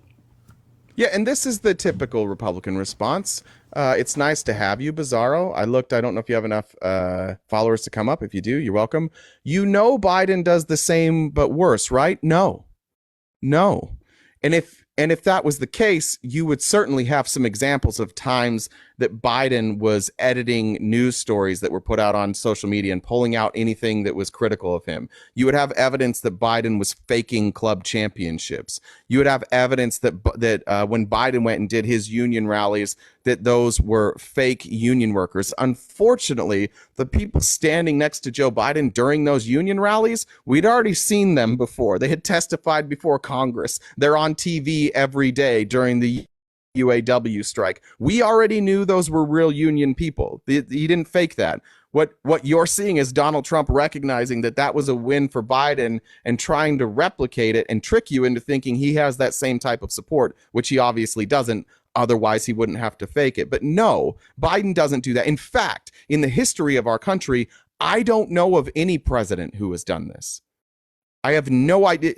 Historically, presidents would maybe put pressure on news organizations. If you go read about Watergate and you see I dated a girl whose grandfather, his name's Jack Anderson.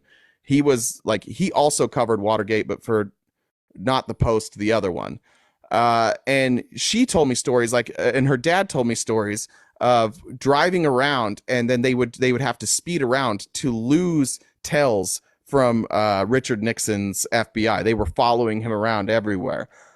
That's not even worse. Like Richard Nixon, the scummiest of the scum, he's not even worse. He's not even close to Donald Trump. This has never happened before in this country. This is the first time.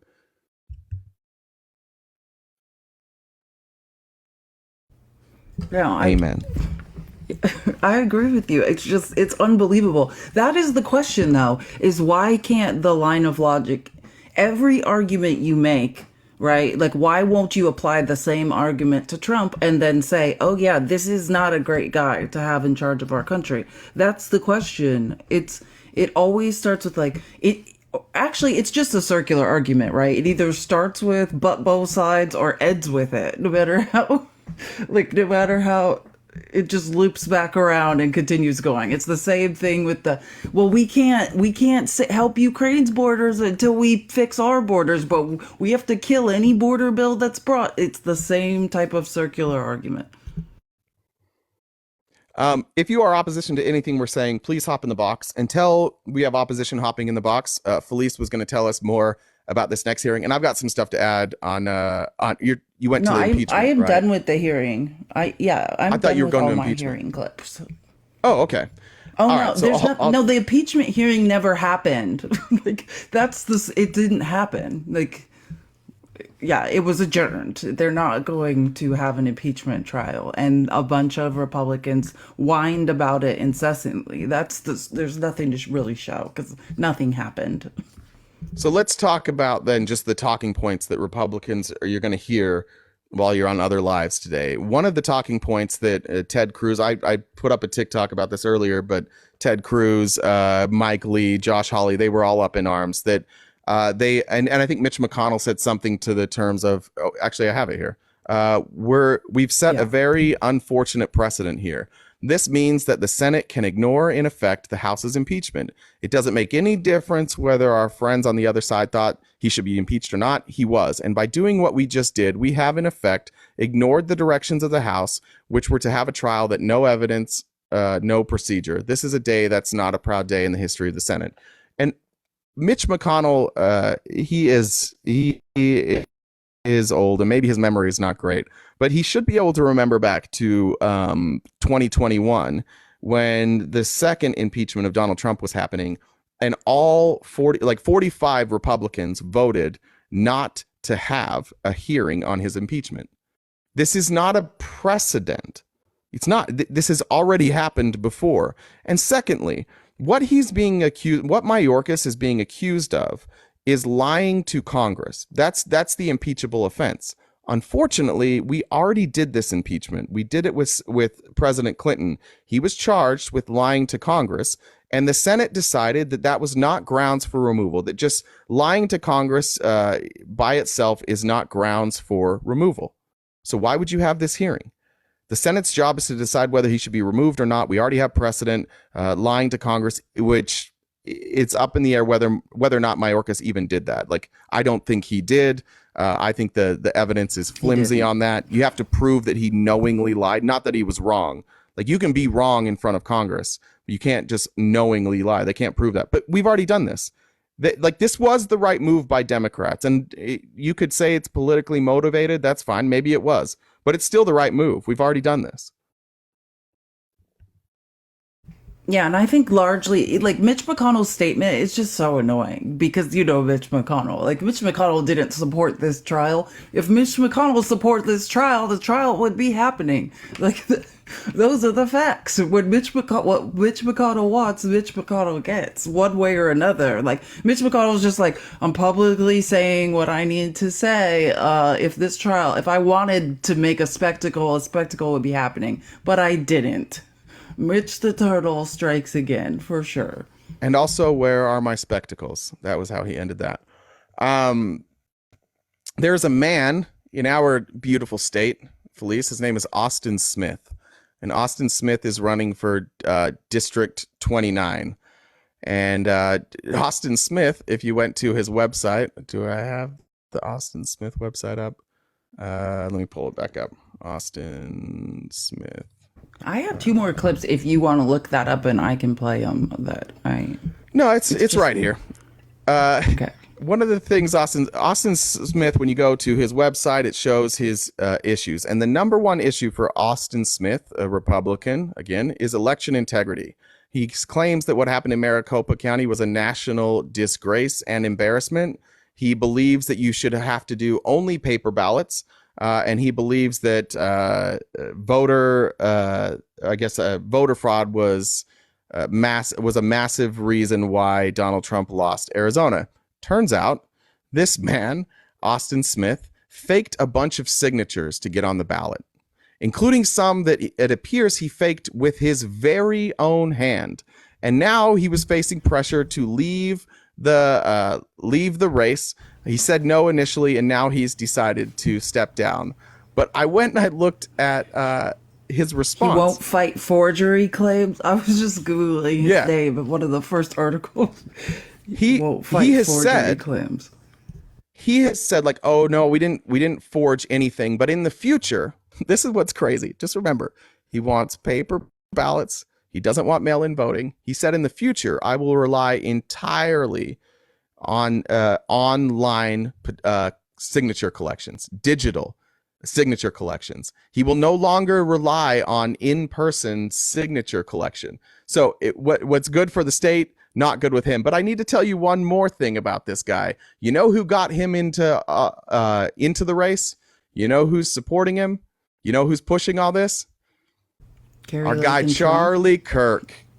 He is on the payroll. This sounds like a turning point. Yeah, this sounds like a turning point.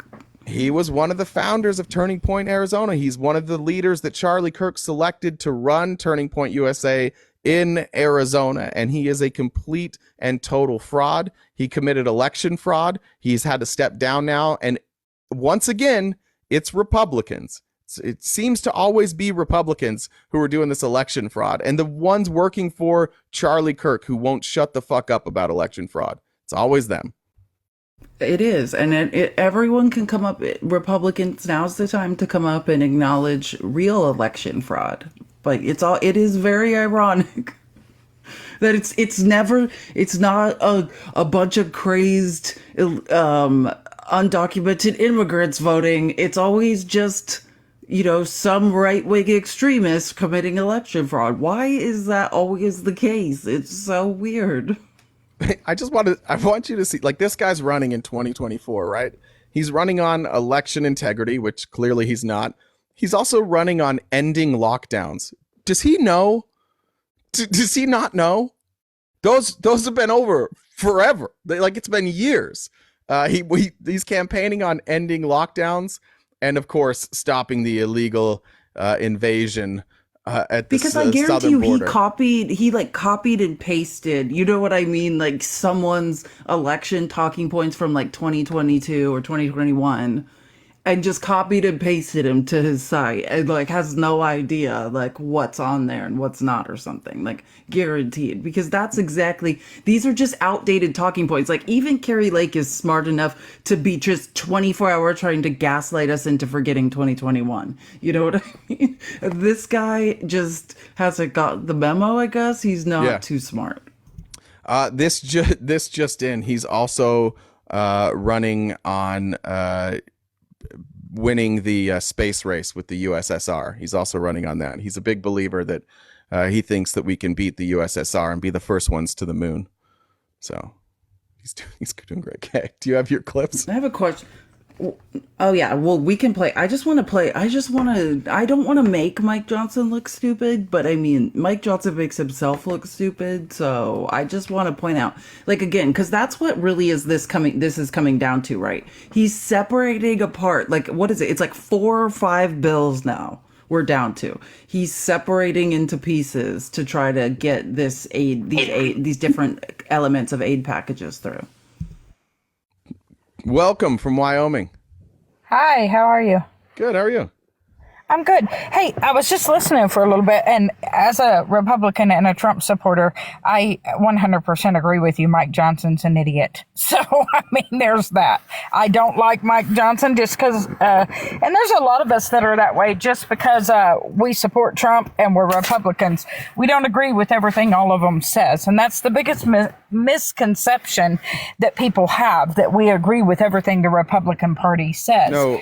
I want to be clear. We don't have that misconception. The conception we have about you is exactly what you just stated. You just care about Donald Trump. And if anybody goes against Donald Trump, you don't like them. That was your reasoning for not liking Mike Johnson. Okay. That is not correct. So why don't you like Mike Johnson? I think that Mike Johnson makes the Republican Party look weak. Why? Some of the things that he says, like the stuff that you were talking about, him running on on stopping the lockdowns.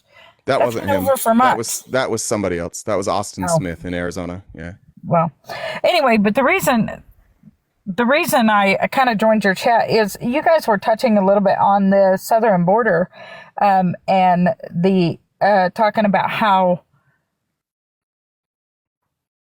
I wasn't quite sure on whether you agree that we have a problem with the southern border or we don't. Yeah, we do, which is why we're very upset with Donald Trump for forcing MAGA Mike Johnson to not do anything to address the border and canceling the bill. Unlike you, Felice and I live in a border state. We are regularly affected by the issues at the border. Our farmers are regularly affected by the issues at the border and the slowness in which it takes to process people. We recognize that there are a lot of people at the southern border. And what your party did under the direction of Donald Trump is choose to do nothing, because Donald Trump wants to run on the border. He doesn't want this fixed until he's in office. So people like us and people like in Texas and New Mexico and California, we are all suffering because the rest of the MAGA supporters in this country demand that MAGA Mike Johnson do exactly what Donald Trump says. We have a border crisis that isn't being fixed because Donald Trump wants to run on the border. And that's it. That's the only reason. Okay, so you're blaming this on Donald Trump. However, well, yes. However, I'm pretty sure that it was Kamala Harris that stood on the stage and said, "Everybody come, you're welcome." She said, "Don't come." She said the opposite. But before that, she said to come. She said immigrants are welcome in our country. You know where else it says that? On the Statue of Liberty. Should we throw the Statue of Liberty in the ocean? Oh, you are absolutely correct. If they come in the right way. Why? Well, she didn't say come in the wrong way. She said we welcome immigrants, and we do. We're a country that welcomes immigrants. We're supposed to. I just want to say, if we're gonna blame, no, hold on, like let's not just argue asinine points. Like if we're gonna blame why people have the impression that they can show up at our southern border, let's blame Fox News and the Republicans. That's like Biden or Kamala Harris might have twice said everyone's, come here, whatever the exact wording was. I don't have the quote in front of me, but every single day for years, Republicans have said, the border's wide open. The border's wide open. Anybody can walk in here. So if you want to know why everyone has the impression they can risk their lives to show up at the southern border and walk in, you need to blame your party. And exactly why was my party saying that? Because the border is wide open and Donald Trump tried to do something about it and the Democrats kept voting against it. What did he try to do that they voted against? To build the wall. And your Democratic Party voted against it. Can I ask you a question? These people that are at the southern border right now, are they coming through, are they going over the wall? Are they going through the wall? Some are. Most aren't. Yeah, most aren't though, right? Correct. Yeah, so would a wall have done anything to stop this? Yeah, it would have. What? If we'd have built a wall along the whole southern border, they wouldn't be coming in. It would have helped out the border patrol. It's not so easy to come in and out. Well, that's not what's happening right now, right? They're actually going to places where they know border patrol is because they're claiming asylum. These are asylum seekers. So they're going to places where they can claim their asylum so they're safe. They're literally standing in line. It would be the exact same with a border wall. And this is my frustration as a former Republican and somebody who used to argue for a wall and argue about immigration, is that like somewhere along the lines, Republicans just stopped caring about what's happening and started caring only about rhetoric. The wall would not have fixed any of this. None of it. These people have all come from countries that we destabilized, specifically destabilized during the Trump administration. I don't know if you know this, but when Donald Trump destabilized Venezuela, like a week before he left office, he wrote in an executive order that said if somebody shows up or if there's people here from Venezuela, like they get to stay because this was our bad. Did you know that? I will have to do some research. I don't exactly believe that. Okay, do you want me to get the executive order for you? I can get it for you. No, it's definitely true because Donald Trump did something really bad. He tried to do a coup in Venezuela that failed. And then that's why the number 2 country or the top 2 countries where people were coming from are Venezuela and Cuba. And he acknowledged his own wrongdoing by saying, oh, whoever's here can stay. I mean, that was him. That's the latitude of immigration law. That's why we were trying to actually change immigration law, because the president has the right to do that anytime he wants. And Trump did it. So January 19th, I think that was, didn't he leave office the 21st? I can't remember the exact day, but this is just within a week of him leaving office. He put out, it's called Memorandum on Deferred Enforcement Departure for Certain Venezuelans. And he says, this administration, talking about him, because he's still the president at that time, has imposed sanctions against Maduro and his regime, and I have recognized the president of Venezuelan National Assembly, Juan Guaido, Guaido, I think is how you say that, as the interim president of the country. The deteriorative condition which presents an ongoing national security threat to the safety and well-being of the American people, warrants the deferral, meaning we are not, like, we're going to push off the removal of Venezuelan nationals who are present in the United States. This is Donald Trump admitting that we destabilized Venezuela, and because of our actions, that's why we have a bunch of Venezuelans here at our border. And those that were already there, he was going to defer the removal because they weren't safe. Where exactly did he admit that he destabilized the country and it was his fault? This administration has imposed sanctions against Maduro and his regime. It talks about Guido, but let me go. The deteriorative condition within Venezuela, which presents an ongoing national security threat to the safety and well-being of the American people, warrants the deferral of the removal of Venezuelan nationals who are present in the United States. Hold on a second. He said the deteriorating conditions of Venezuela, which were deteriorating before he recognized the other president. You're skipping the first sentence. Hold on. You're skipping the first sentence. This administration, that would be his. Yes, his administration has imposed sanctions. Thank you. So you are claiming that his imposing sanctions is what caused the deterioration of Venezuela. Yes, and would you like me to explain why? Do you know what those sanctions were for? I would love to hear. I would love to hear your explanation. 90% of Venezuela's economy is oil. They nationalize their oil, which means that, like, unlike in America, and you live in Wyoming, so you know this. There's a bunch of oil companies that drill, right? And those are private companies. In Venezuela, the federal government owns the oil. So that's how people are paid. So 90% of their economy is oil. When Donald Trump didn't like how that election turned out, he stopped buying oil from Venezuela. We bought 50% of their oil. So 90% of their economy is oil. And we said we're no longer buying 50% of it. That immediately decimated their economy. And that's why Donald Trump is recognizing here that these Venezuelans who are here because of the sanctions that we put on Venezuela, basically cutting out half their economy. What that did for Americans, by the way, is raised the price of oil for us because we were getting really cheap oil from Venezuela, cheaper than we can get oil from ourselves. So it raised the price of gas, and it caused a bunch of people to flee Venezuela and come to our southern border. And this is just him admitting this. I think you're doing a great job, Jay. Guys, tap the screen. Tap, tap, tap. Let's get to 300K. I'm going to assume she's Googling something. So let's tap the screen. Yeah, just in case you don't know, ma'am, if you are reading something off your screen out loud, we can't hear you if you leave the screen. I don't know if you know that or not, but I wasn't reading anything off my screen. Okay, cool. Just so you know, just for everybody in the comments making their shit talk about Wyoming, I work in Carrizo Springs. I work in the oil and gas industry, so I am in Carrizo Springs, Texas. I lived in Rock Springs for a little while. My sister had a construction company over there. Yeah.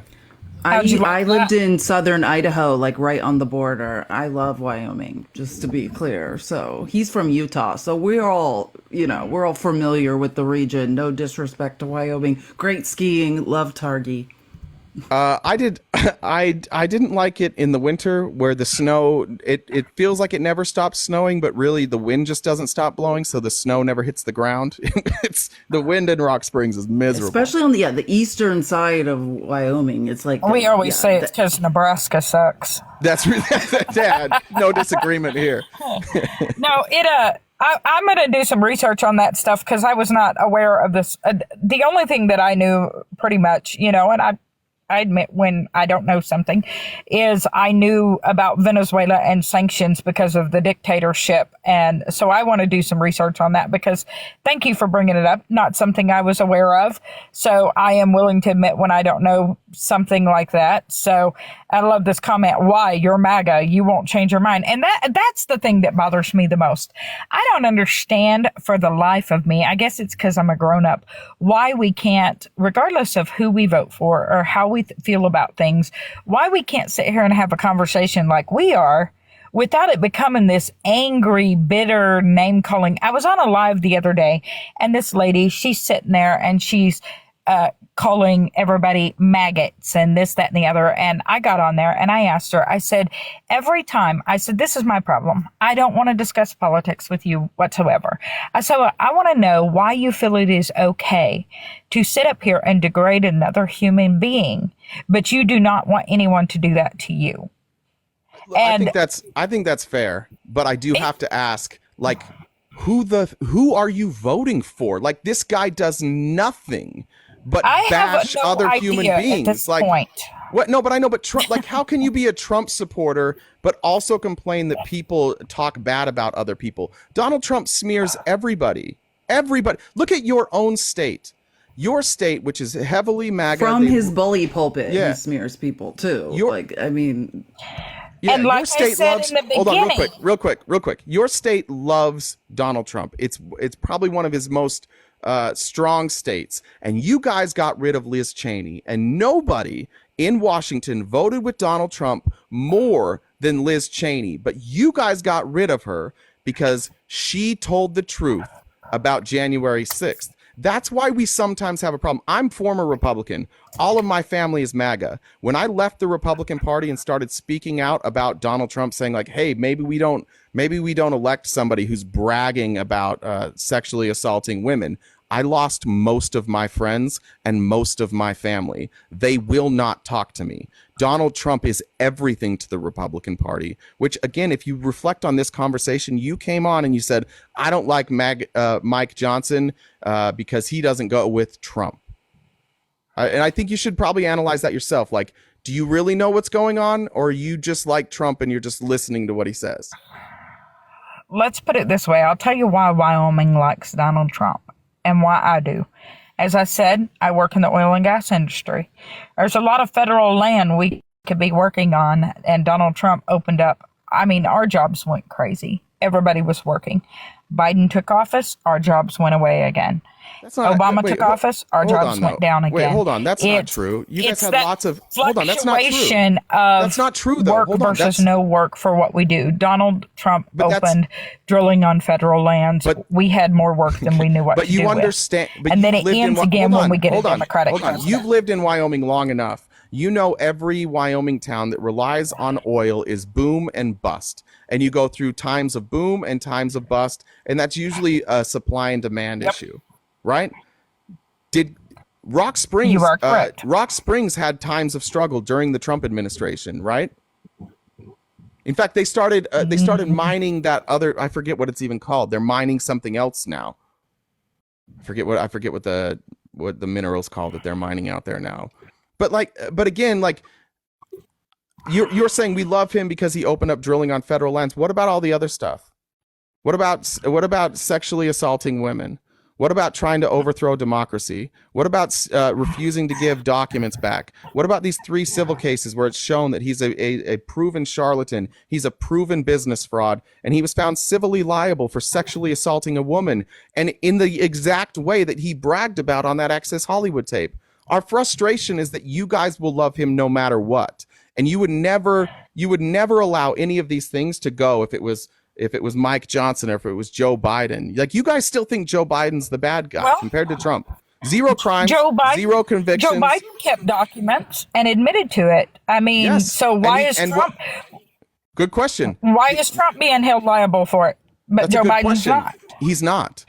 Donald Trump is being charged with lying to the FBI and withholding documents once they knew he had them. Once Joe Biden knew he had documents, he gave them back. Same with Mike Pence. The difference is Donald Trump lied repeatedly, said he didn't have those documents, lied that he gave them back 3 different times. And then finally, when the FBI raided his house after 3 times, he had told them, I gave everything back. They found the documents. Then it turns out some documents he hid from them even further. He put them on a plane and he took them up to New Jersey and he hid them and he read them out loud to a reporter. He showed a reporter national security information from our defense information, and he bragged about it to her, just showing she's not allowed to see that. That's why we're frustrated, because you think that Joe Biden and Donald Trump did the same thing. They're not even remotely close. It doesn't matter that he declassified those documents before he left the White House? He didn't declassify them, but even then, he did. No, he didn't. That's another lie you've been told. You should check that when you get off. He did not declassify. But In fact, on the recording, he tells the lady, I could have declassified this when I was president, but I didn't. And now that I'm not, I can't. He openly admits that he didn't declassify them. But one thing most Americans don't know is that those documents don't belong to him. Do you know who they belong to? Go ahead. Me and you. Those documents belong to the American people, and we have an organization or an administrative team that is responsible for keeping those documents, and that organization is NARA. And NARA is the ones who went to Trump and said, we need these back. These aren't yours. And he kept saying, they're mine, because he doesn't understand how our government works. And eventually, when they wouldn't give them back, they had to get the FBI involved. But those are our documents that he kept. It doesn't matter if he declassified them or not. He doesn't get to keep them. They're ours. The Presidential Record Acts defines who owns the documents. It's us, and NARA's job is to keep those documents. So you also brought up the fact that he sexually assaulted a woman. So I said he was held civilly liable for sexually assaulting a woman. Yeah. Civil liable, which I don't believe. I really don't care if he cheats on his wife. I don't care. He's not my husband. Why the fuck do I care? You don't care if men, as long as you're not married to them, you don't care if men. You can cheat on your wife. It's about consent, though. If you forcibly touch someone without their consent, it's not just cheating. Now you've assaulted another human being. That's what it's about, is someone consenting. Okay, I'll take care of it. Yeah. Oh, go ahead. Yeah, I really don't care. I don't care if you cheat on your spouse. I don't care. It doesn't pertain to me. It doesn't pertain to me. I feel like you didn't hear that. He did not cheat on his spouse. He, without permission, sexually assaulted a woman. Now, let me ask you this. Let me ask you a billionaire. Do you honestly think that woman did not consent, and now she's coming back for her 15 minutes of fame to claim that she did not? I think it's How silly. could you let down women everywhere as a woman? I don't know. The same way you guys put down Tara Reid. That is the most disgusting the same way I've you ever put down heard Tara a Reid. woman make in my life. The same way you put down Tara Reid. Not a single one of the Democrats believes Tara Reid that Joe Biden sexually assaulted her. No, let me explain the difference. Let me just explain the difference. Oh, there's a difference. We're talking about someone. Yes, there is. We're talking about a jury of Donald Trump's peers. He's an adjudicated sexual assaulter. Okay, And I'm not talking about. Hold on. I'm not talking. I think women's allegations should be respected, but we're not talking about allegations. We're talking about an adjudicated sexual assaulter in America. You go to trial, right? This is our justice system. This is the third branch of government, the judicial branch. He went to trial and was adjudicated to have sexually assaulted a woman by a jury of his peers. That is the difference. And that brings you to the point, do you honestly think that there is a jury out there in the United States that would side with Donald Trump because of all the propaganda and bullshit through the media? Do you think that was honestly a fair jury? No. And wait, matter of fact, let me finish. Hold on. Today, there is jurors coming forward on this 6 to 8 week trial stating that they cannot be on the jury because they cannot be fair. So do you think that's that called the jury voir was dire? fair? It's part of jury selection. That is a normal process and unrelated to the other argument you're trying to make. This juror was already selected and has now come forward and said she cannot be fair. You are mischaracterizing what happened, actually. Yeah. I don't believe Donald Trump did it, so that's that. Hold on. The juror that you're talking about came forward and said now that people have figured out who she is, she's afraid for her life because MAGA people threaten over Donald Trump. But let's be clear on the differences here.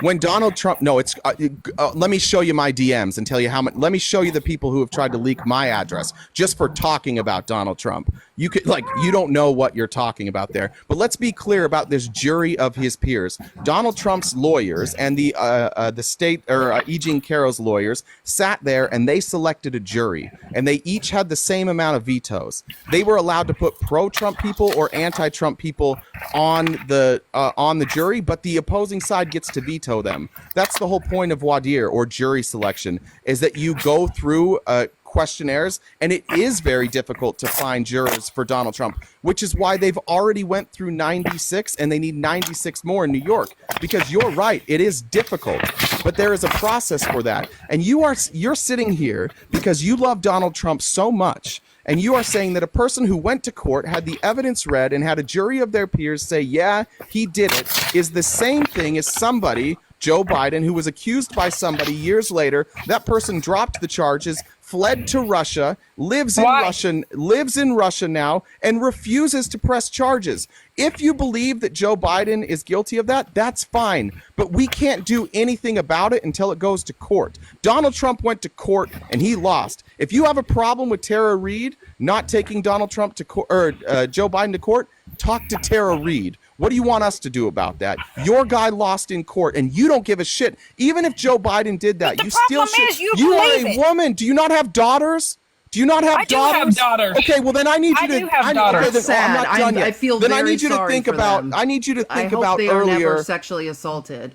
I need you. Yeah, hold on. I need you to think about earlier when you said, "Do you really think that a billionaire, somebody would say no to a billionaire?" Is that what you think about your daughters? Is that they'll say no unless it's a billionaire? Or is that you and your daughters? You guys will just say yes to any billionaire? Oh God, no! My daughter's been raised better than that. They haven't been raised. You got to look back. You have to look back. Eugene Carroll wasn't raised right, so do me a favor. To be She's a sexually Do me a Democrat, so she favor. deserved it. You're out Do of me a favor. Yeah. Go back and look at the history of this woman, and then come back and talk to me about let it. me But give you the- I gotta okay, go let back me to give- her. guarantee you let me we give know you the everything history. You guys are that there is crazy. to know in public consumption about the history of this woman. So go ahead. What are you referring to? I have to go back to work, but let me tell you something. I'm No, going to thank you. vote for No, thank Donald you. Trump. No, thank a lot you. of us No, are. thank you. No, He's you going don't to. you don't get a closing statement to talk over us. While we're talking, you can't say I'm going to work and then get a closing statement. That's not how this works. We'll see ya. That's MAGA. That's a, when you smear somebody. That's saying also like, when people say like you don't like. I hate when I hear people saying like, "Well, African Americans need to get out and vote." These are the people who are going to decide this election. Women, Caucasian women in the United States. That's what you're looking at. Voting against your own interest and the interest of your daughter. Saying ludicrous things like consent has to do with any history. I don't care what someone's history is. Consent still holds true in every single moment. If you don't consent to something, you were assaulted, right? Like to say no one's history matters in the case of consent. Like it's delusional. And I hope for your daughters that also remains true and they are able to get a fair trial and are not judged unfairly and told, oh, every woman would consent to a billionaire. Billionaires can't grape anyone. They can't sexually assault anyone. That is disgusting. like it's I mean, those are the people that I grew up around, but exactly what you're saying, like the saddest part is that this is a woman holding up this idea that like the patriarchal idea is that consent is with a man. Like, remember, this lady's mom probably like didn't really have much of a choice. Like, she had to get married in order to make a living. Like, we're not that far removed from that. But you guys just you stand up for somebody who abuses women. And what does that say? Like, what does that say to your daughters? What does it say to your future granddaughters? Like, will you be proud that that you supported somebody who was in court found liable of sexually assaulting someone? Do you really think that that's going to age well? Who else in history has been held civilly liable for sexually assaulting someone, and then like later on we're like, no, he was actually the good guy? Hey, how you doing? I missed you. Marv? It's been, sorry, I'm not interrupting you, but I just haven't talked to Marv in so long. It has been a few days.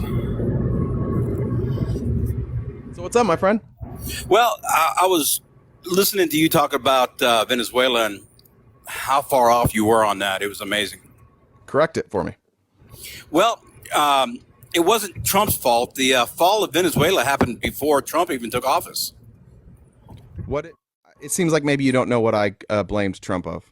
You know, you were blaming Trump for the sanctions, and yeah. My understanding is you were saying, or you're implying that it was the doom of Venezuela was because of Trump's sanctions.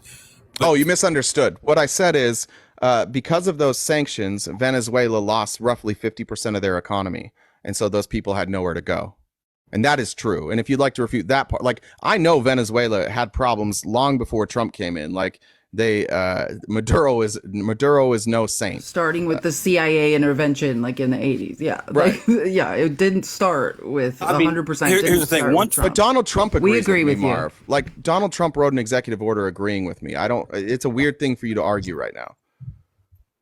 Oh, I'm not arguing. I'm just pointing out the fact that what you're trying to imply was, and you were being disingenuous on it, was that the majority of the failure that happened in Venezuela was because of these sanctions. But Venezuela, you're making up a new argument. That wasn't my argument, hold on. Marv. That wasn't my argument. You're misstating my argument. My argument is that the sanctions decimated their economy because it wiped out 50% of their economy.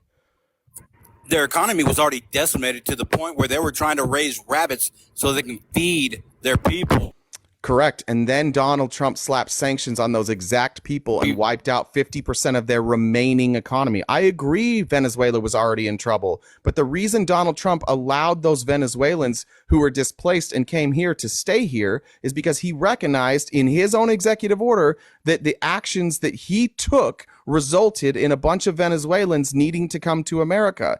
Donald Trump and I disagree with you right now, Marv. Me and Donald both vehemently Donald disagree Trump agrees with you. with me. No, he doesn't. Donald Trump agrees with me. Then They why put would he sanctions write on them because of the way they were treating their people. That's the reason why the sanctions were. But the thing what you're But trying I to didn't say ever is say that anything about 50% that. of their oil. Excuse me. I didn't the ever thing you say were saying anything about about trying that. to apply.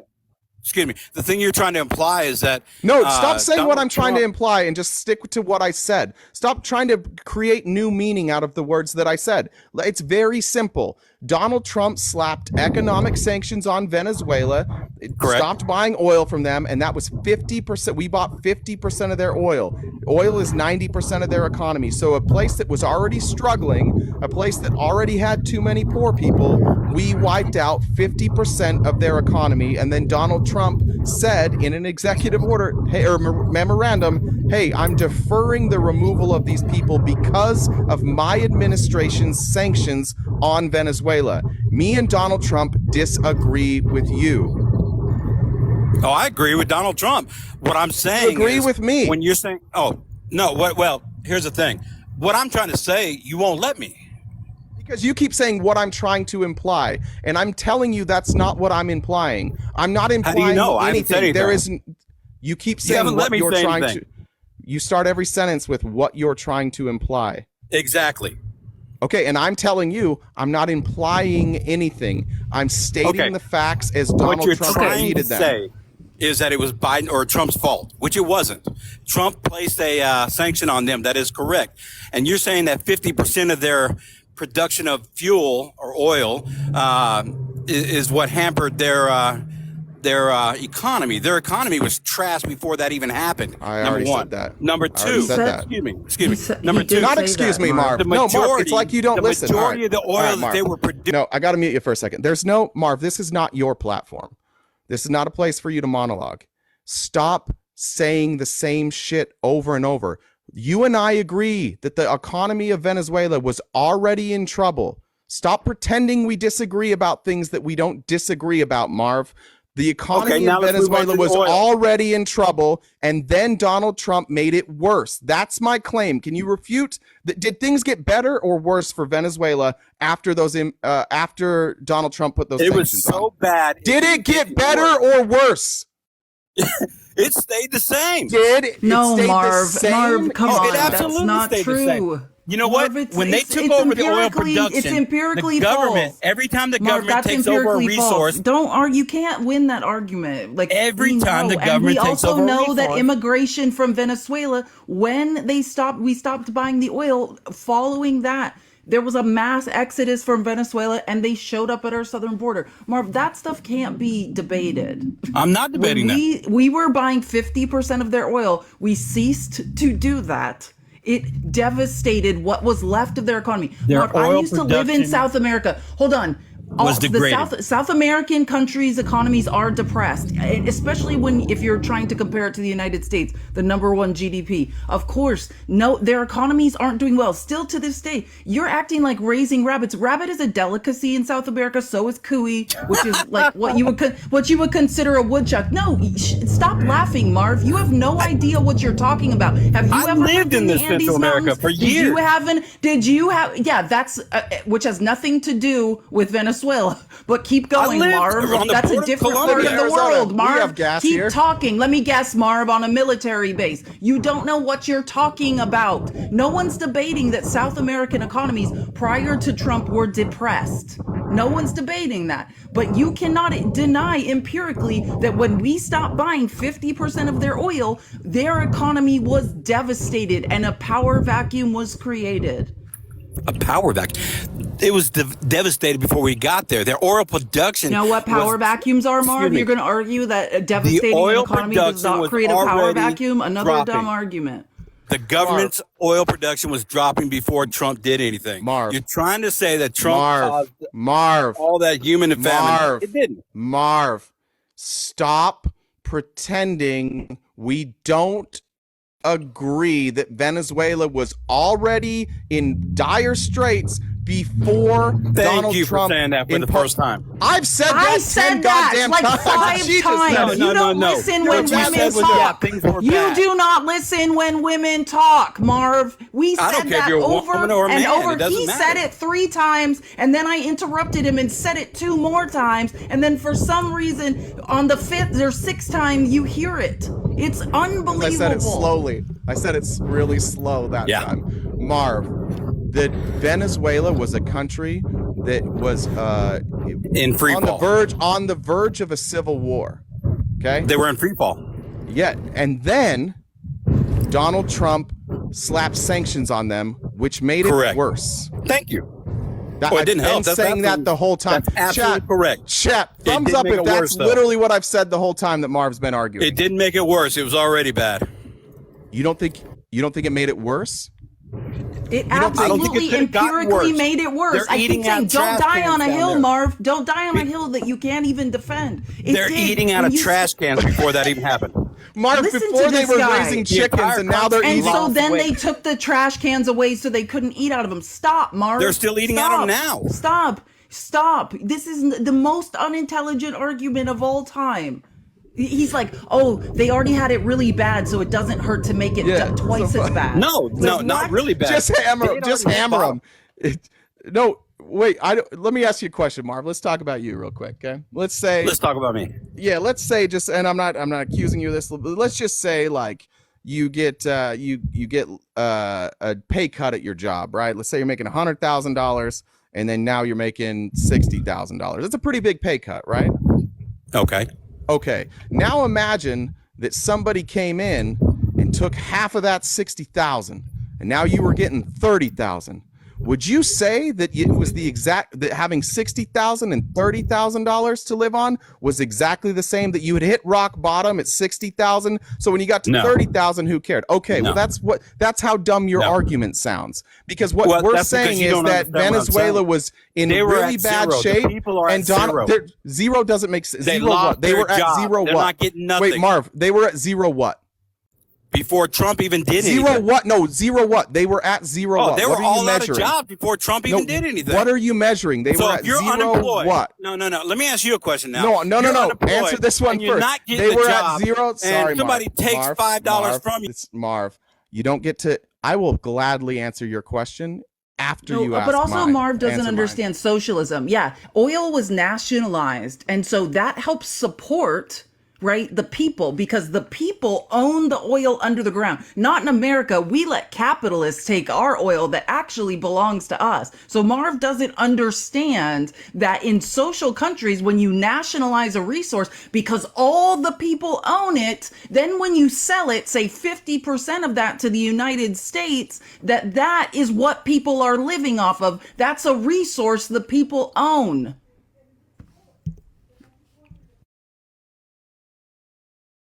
Marv, you may not know that you've been muted this whole time, and I'm guessing you've been talking, but you've been muted for a while. people didn't get anything. The government did. That was part of the reason why it was. So you took 50% of nothing. So stupid. It's such a dumb argument. I can't engage with it.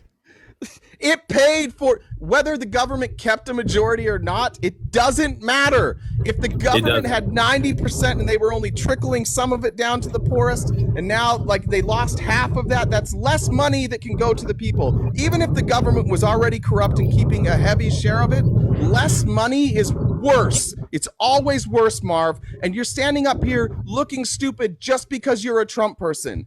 Like you're up here making asinine arguments because we're liberals and you're conservative, and you can't just like listen for a second and admit that Donald Trump, who wrote a memorandum saying this was on us, my administration did this, my administration did this. He and I agree. You won't even agree with him. You're so afraid to criticize Donald Trump that you won't even criticize him for things that he told you he did.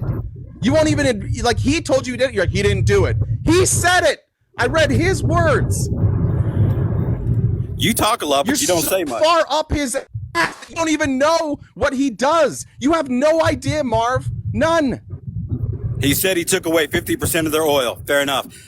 They were already hungry, and what else did he say? What's the rest of it? That. What's the rest of it? What else did he say? Go ahead. You tell me. You like talking. No, you tell me, Marv. You know, you're a big Trump guy. You know what he says. You live on his every word. You're the one making the claim. I'm telling you right now, they were already hurt before that happened. What else did he say, Marv? No, don't tell me right now. What he said. Just tell us what he said so we can move on. Marv. Oh, my God. What did he say, Marv? You can just say, I don't know. Try that. I don't know. You tell me then. Go ahead. There you go. Yeah, he said, because of these sanctions by my administration, we will delay the removal of Venezuelans in America. You know how you guys love criticizing what's happening at the border right now? Donald Trump was the first one to say, yeah, these people have not been granted asylum. They have no legal status outside of being asylum seekers. And I'm writing an order to make sure that these people get to stay here, that we are not going to remove them because of the sanctions from my administration. You got muted because you're breathing directly into the mic, I think.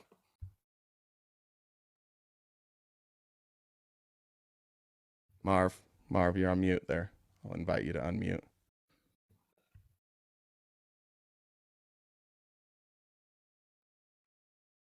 I think he might be like driving and it still hasn't figured out that he's on mute. I don't know. No, you do that often. You mute a lot of people. Yeah, we muted you because you sounded like this. While we were trying to talk. So we muted you so that people didn't have to hear that. So the entire time you've been mute me is because of my breathing?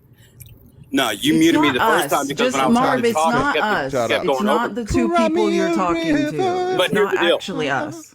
Here's the deal.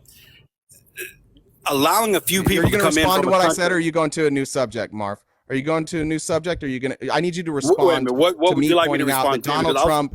Yeah, that Donald Trump said my sanctions cause Venezuelans to come to the southern border and enter our country seeking asylum, even though they haven't been granted asylum. I'm going to give them special privileges to stay here because of my administration's actions. You know what? I'm going to have to sit down and read that because I'm going to be honest with you. I don't believe he said that my sanctions caused. Do you want me to read it word for word for you? Yes, please do. Okay, because I already did that once on this stream. Okay, here we go. Yeah, no problem. I'm not questioning your ability to read. All right. It is called the Memorandum on Deferred Enforced Departure for Certain Venezuelans.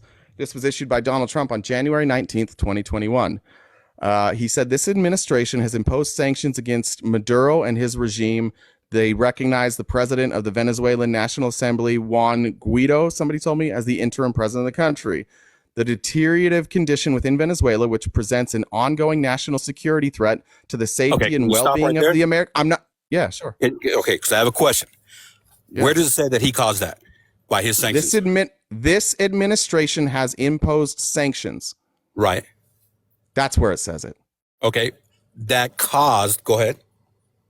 Yeah, and he's the deteriorative condition within Venezuela. Okay, so it says read that again. This administration has imposed sanctions against Maduro and his regime. This administration, and this was January 19th, 2021. Who was president January 19th of 2021? I'm with you on that. We're good. Go ahead. Okay, gotcha. So pursuant to my constitutional authority to conduct the foreign relations of the United States, I have determined that it is, this is now just Trump, right? Not his administration, nobody else. Right. I have determined that it is in the foreign policy interest of the United States to defer the removal of any national of Venezuela or alien without nationality who has last habitually resided in Venezuela, subject to the conditions and exemptions provided below, which are just like, he lists exemptions for people who may have committed crimes, right, or they're like an enemy to the state. Yeah. So that's him saying these I Venezuelans still can get the stay part here where it says because of my that his actions. sanctions caused those problems again. This I missed that part. And administration has that's my argument. imposed. What do you think he means by the catastrophic economic crisis, and then saying it was his administration who imposed those sanctions? What do you think he meant by that then? Doesn't matter what he meant. It matters what he said. Say it again. Marv, this is the How many more weirdest hill times? to die on. He imposed economic sanctions. It devastated the Venezuelan economy. Venezuelans sought asylum in the U.S. and cited those reasons, and he's acknowledging that, saying, "Hey, people came because of those sanctions, and we're not going to remove them." That is literally what he is saying. There is no way to misinterpret this. And he is saying it, and you're still sitting here trying to deny Trump's own words. Hold on. I'm not adding It's anything to that delusional. conversation. You are. We're reading directly what he says, but you're not. You guys are adding to it, which is a common. I haven't added anything. I haven't added anything. I have not added anything. If he read didn't, the part that says where we caused it. This administration. Oh, okay. So a catastrophic economic. Go for higher than that. Through force and fraud, the Maduro regime is responsible for the worst humanitarian crisis in the Western Hemisphere in recent memory. Hold on. So yeah, I've already said that. You didn't even know Maduro's name. I've said it like 10 times, and I said Maduro, and I've said Maduro like 10 times, and that Maduro is a terrible leader, and he was inflicting economic issues on his own constituents. I've already admitted that. So this is not something any of us okay. And then after that, he says, this administration has imposed sanctions against Maduro and his regime. The deteriorative condition within Venezuela, which presents an ongoing national security threat to the safety and well-being of the American people, warrants the deferral of the removal of Venezuelan nationals who are present in the United States. He said, we put sanctions on Maduro, then the deteriorative condition in Venezuela now it presents an ongoing national security threat. He didn't say existing. The deteriorative condition within now who's adding words? Oh, now who's adding words, Marv? Now who's adding words? He doesn't say that. I triggered you. The whole thing starts off with Maduro saying that it was all Maduro's fault. They were pre-existing conditions. No, hold on, because now we're going to get into this. Because now I'm going to make you feel more stupid. Sanctions. Can we just remember what happened? No, hold on, because Marv doesn't know history, so we have to learn. We have to remind ourselves of real history, not Marv. However, Marv's going to delusionally explain this away in his mind with cognitive dissonance. What was going on was, prior to Maduro, there was a man in charge of Venezuela named Hugo Chavez, and he was working with Cubans. Hold on, stop. Because now you guys have pivoted. You guys don't even remember the history of what was going on. Working with Russia, working with China. But now you guys are Putin apologists, so you guys forget that, right? And not working in, hold on, stop talking. Not working in a bad way, right? Going around the United States, right? It's socialist countries that had socialist ideals that were going around United States capitalism, and we did not like it, and doing trade deals, moving oil around the world, things of that nature. So what did we do? We called Hugo Chavez a socialist, a communist, an enemy to the United States and to the American economy, and we sanctioned them. So when you're talking, all Nicolas Maduro did was carry on what Hugo Chavez was doing in Venezuela, which was circumvent the United States economy and our wishes when it came to moving oil and other goods around the world, and we were punishing them for that.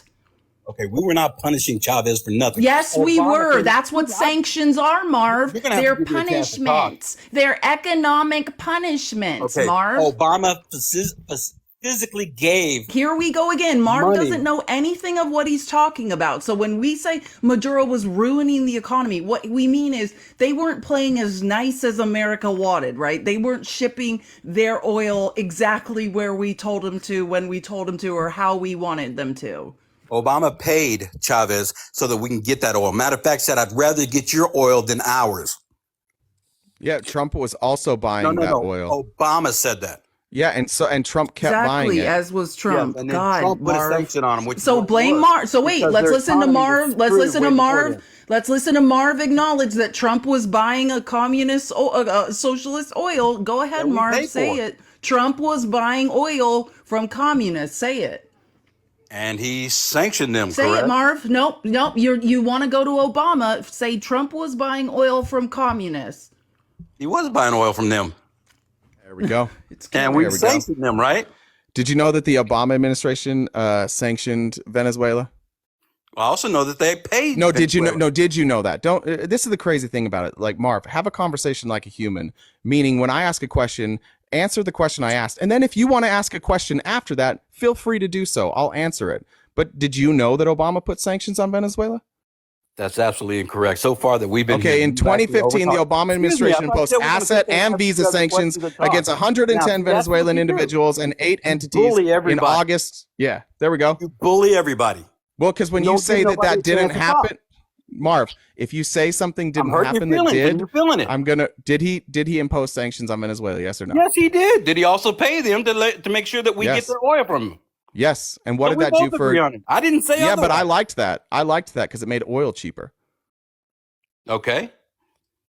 I have It's no to problem control buying gas Venezuelan prices oil. in the U.S. because Americans are not smart enough to detach from the price they're paying at the pump for their gas from whether or not we should reelect a U.S. president, right? Because those two things technically really aren't aligned, but that's why the interest in Venezuela and why we're so concerned with what they're doing with their oil reserves. Because literally you can be deposed as a president because people aren't smart enough to realize the price they're paying at the pump is unrelated. Except for a president that says he's actually running on war with fossil fuel and doing everything he can. I'll Venmo you $50 if you can find me a quote of Joe Biden saying, "I'm running my campaign on going to war with the fossil fuel industry." He didn't say anything about running his campaign. He said he was going to. Yeah, he said he campaigned on going to war with the fossil fuel industry. Those were your words. That is true. Okay, so can you find me that quote? I'll find it for you. And you're going to give me $50 for that, huh? And I just I will. And thank you. Yeah, no, absolutely, I will. I'm a man of my word. And just so we're clear, after he made that promise, which definitely he never said, then he drilled more. Like under his administration, we drilled more than ever in history. Ever in the history of our country, we're drilling more oil now. So after he made that promise, he set records for drilling in the United States. Does that sound? Despite his actions, yes. I'm just wondering. Okay, so despite what actions? Right. What actions did he take to stop drilling? You mean the ones where he's not allowing any more permits? Yeah. Where were those permits? The ones he's not allowing. Is that what you're asking about? Yeah, where were they wanting to put permits? Or where were they wanting permits for? Excuse me. For research and for drilling purposes? No, where? Sorry. Where? Where? Oh, all throughout a whole bunch of different places, including indigenous land. Indigenous land, indigenous, public, private. Do you think we? Do you Trying think to eminent domain indigenous land? It's so weird because the conservative Supreme Court is the one that said they couldn't do that, Marv. Marv, why? If land is federal, it belongs to the people, right? Supposedly. Okay, gotcha. So why do you think it's really important that on the federal land that you and I own, supposedly, that we allow oil tycoons to go in, ruin the land, and keep all of the profits from the oil on that land? Why do you think it's important that we let them continue to do that when they're already drilling at record levels? That's amazing. Okay, first of all, thank you. It's they pay for every drill site that they pay for. It's not free. I didn't say it was free. I said they keep all the profits. Well, that's what every company does. They keep. I know, and I'm asking you why it's important to you that our federal land be used by private oil companies to make billions of dollars a year. Why is that so important to you that they're billions, that they can make more billions than they already get off of the federal land? You and I don't see anything from that. Where's our benefit for the federal land? We own it too. Yeah, our benefit is actually within taxes and within other government regulations. What do taxes have to do with oil companies making billions of dollars? What do our taxes have to do with that? Okay. Will you allow me to answer the question before you keep jumping on me? No. Then, I will. Yeah. No, let him answer. Marv, he answered the ahead. question. He What's your asked me a taxes? question. I know. Yeah, What are you talking about? Yeah, you asked me a question. I'm answering it. Taxes. I mean, Let you're sitting there Marv saying that say taxes, something. I'm saying something. I mean, the amount of money that they make, I mean, that's on the oil company. That's like any other company. They're in business to make money. That's what they're there for. I know. I asked why it's important to you. I'm asking a personal opinion. Why is it important to you that these companies be allowed to drill on federal land and keep all the profits? I'm asking your opinion over and over, and you're not giving it to me. Told you. Okay, why is it important to you? We benefit by the lower gas prices, the fuel prices. We benefit in a lot of different ways. All the jobs that are included to get that out, that doesn't just spew out of the ground. I mean, there's people that's got to work on that. There's people that's got to research it to find it. There's people that got to manufacture the equipment to do it. There's taxes that involved in every aspect, every step of it. I mean, I don't know what you think, but I mean, do you honestly think it just spurts out of the ground like that? No, I've lived in an oil town. You don't sound I know like lots of. Well, that's because I'm educated also, and that's probably confusing for most oil town people. But I apologize. I lived in Rocks. Have you heard of Rock Springs, Wyoming? Have you heard of Rock Springs, Wyoming? There's no benefit. Okay, so now it's my turn, Marv. Now No. turn. I'm asking my question. You're not answering me. You just asked me a question. I was trying to answer it. Go ahead. For them to drill oil. What's that? So there's no benefit for us at all with them drilling oil, making money. No. No, not that. So if they were anybody that works for them. Well, would you mind if I finished my answer now this time, Marv? No, you don't mind if I finish mine. I mean, I'm just asking you questions. So you don't have people that work for them. No, there's certainly people that work for them. Okay. No, I said they do. You don't think they should get paid for their job? Are you hearing me? Are you hearing me? I feel like I'm answering and you're saying that I'm saying the opposite. Yes, people work for them. And yes, people get paid. Okay. So there is a benefit for them, right? For them, yeah. Yes, and for us, right? I don't think so. I think if we nationalized oil, it would be much better for us. And if we actually nationalized oil would be good. It didn't happen in Venezuela when they did it. Absolutely. No, it didn't. It's the only thing that kept Venezuela afloat. That was the only reason that people in Venezuela stayed alive. Even as bad as it was, the only money that was coming in was from nationalized oil. The only chance most people in Venezuela had to get a meal on their table was the nationalization of oil. And by the way, Donald Trump definitely wanted our oil companies to go take that over and just take that all away from the Venezuelan people. Because they have rules and regulations that they followed. They had people that were making money. They had experts. It's so weird how every time a government tries to nationalize their oil, the American government and corporations have something to say about it. Exactly, because what has the government done good? IRS, a lot of things. What? What agency is great? Let me tell you, Marv, what the government's done well. You know what's really cool? You can see my face right now. I'm moving around. You can see Felisa's face right now. We can see the picture of you, and we can all communicate. And you know where all of this infrastructure came from, Marv? The federal government. Everything we're doing right now can only be done through the infrastructure that was built out by our federal government. On a Chinese TikTok app. You're going to sit there and try to push that bullshit. This is not a Chinese app, my friend. What are you talking about? But I'm talking about the internet, not the app. I don't know if you know what infrastructure is, but the app is not part of the infrastructure that I'm talking about. It's all part of it. Who built the roads? Who built the roads? Who builds the airports? People built the roads. Who pays? How do you feel about our military? I am military. What are you talking about? Okay, well, you're welcome. We paid your salary. The federal government paid your salary. And I worked the job. The American people did that. There's another good thing our government did. You asked for examples. I'm rolling out example after example. Roads, airports, communication. You're making yourself look stupid now. Military. Communications? Military? Listen, our military's having problems right now. Okay. There's not a good organization. Who pays the people in the military? Exactly. So do you think the military's good? You asked me for examples of things that the government has done that are good. I gave you the military. It appears that they gave you your livelihood, Marv. No, I earned my livelihood. I'm going to have you talk to Mr. Global. Welcome, Mr. Global. I'm going to go on mute. Mr. Global's going to explain what happened, and I assume to talk about Venezuela, Mr. Global, or just gas in general. Well, whatever questions you have. Marv, have at it. The question I asked Marv was saying we were talking about Venezuela. Marv had a hard time believing that our sanctions on Venezuela decimated their country. I don't know if Marv agrees on that now. And then Marv said that Joe Biden promised to go to war with the oil companies, and then he didn't. That's kind of where we're at. Did I miss anything there, Marv? Using his EPA. But no, I didn't say that our sanctions decimated them.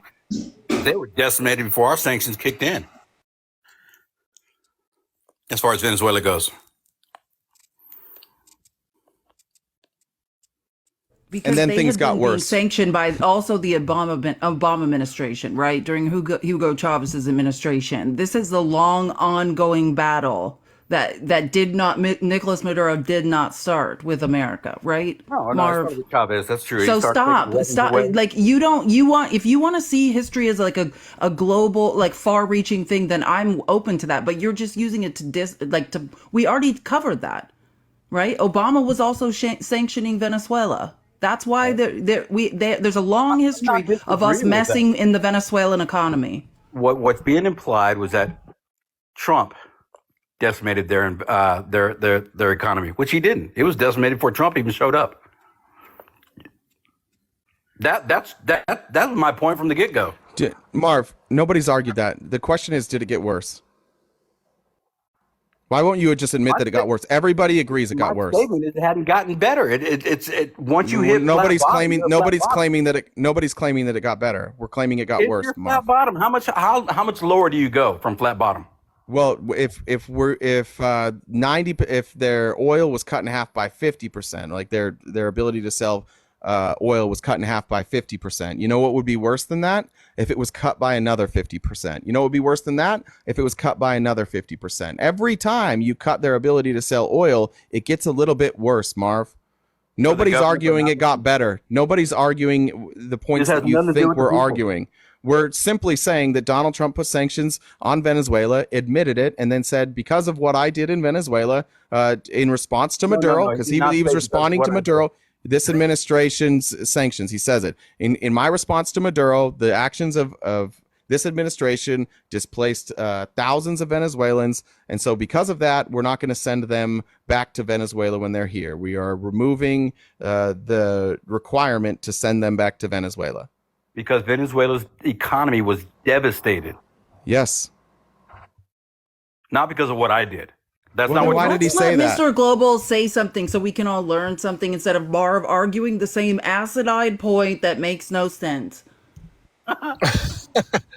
I'm trying to figure out sort of the starting point of the conversation. Are you guys aware?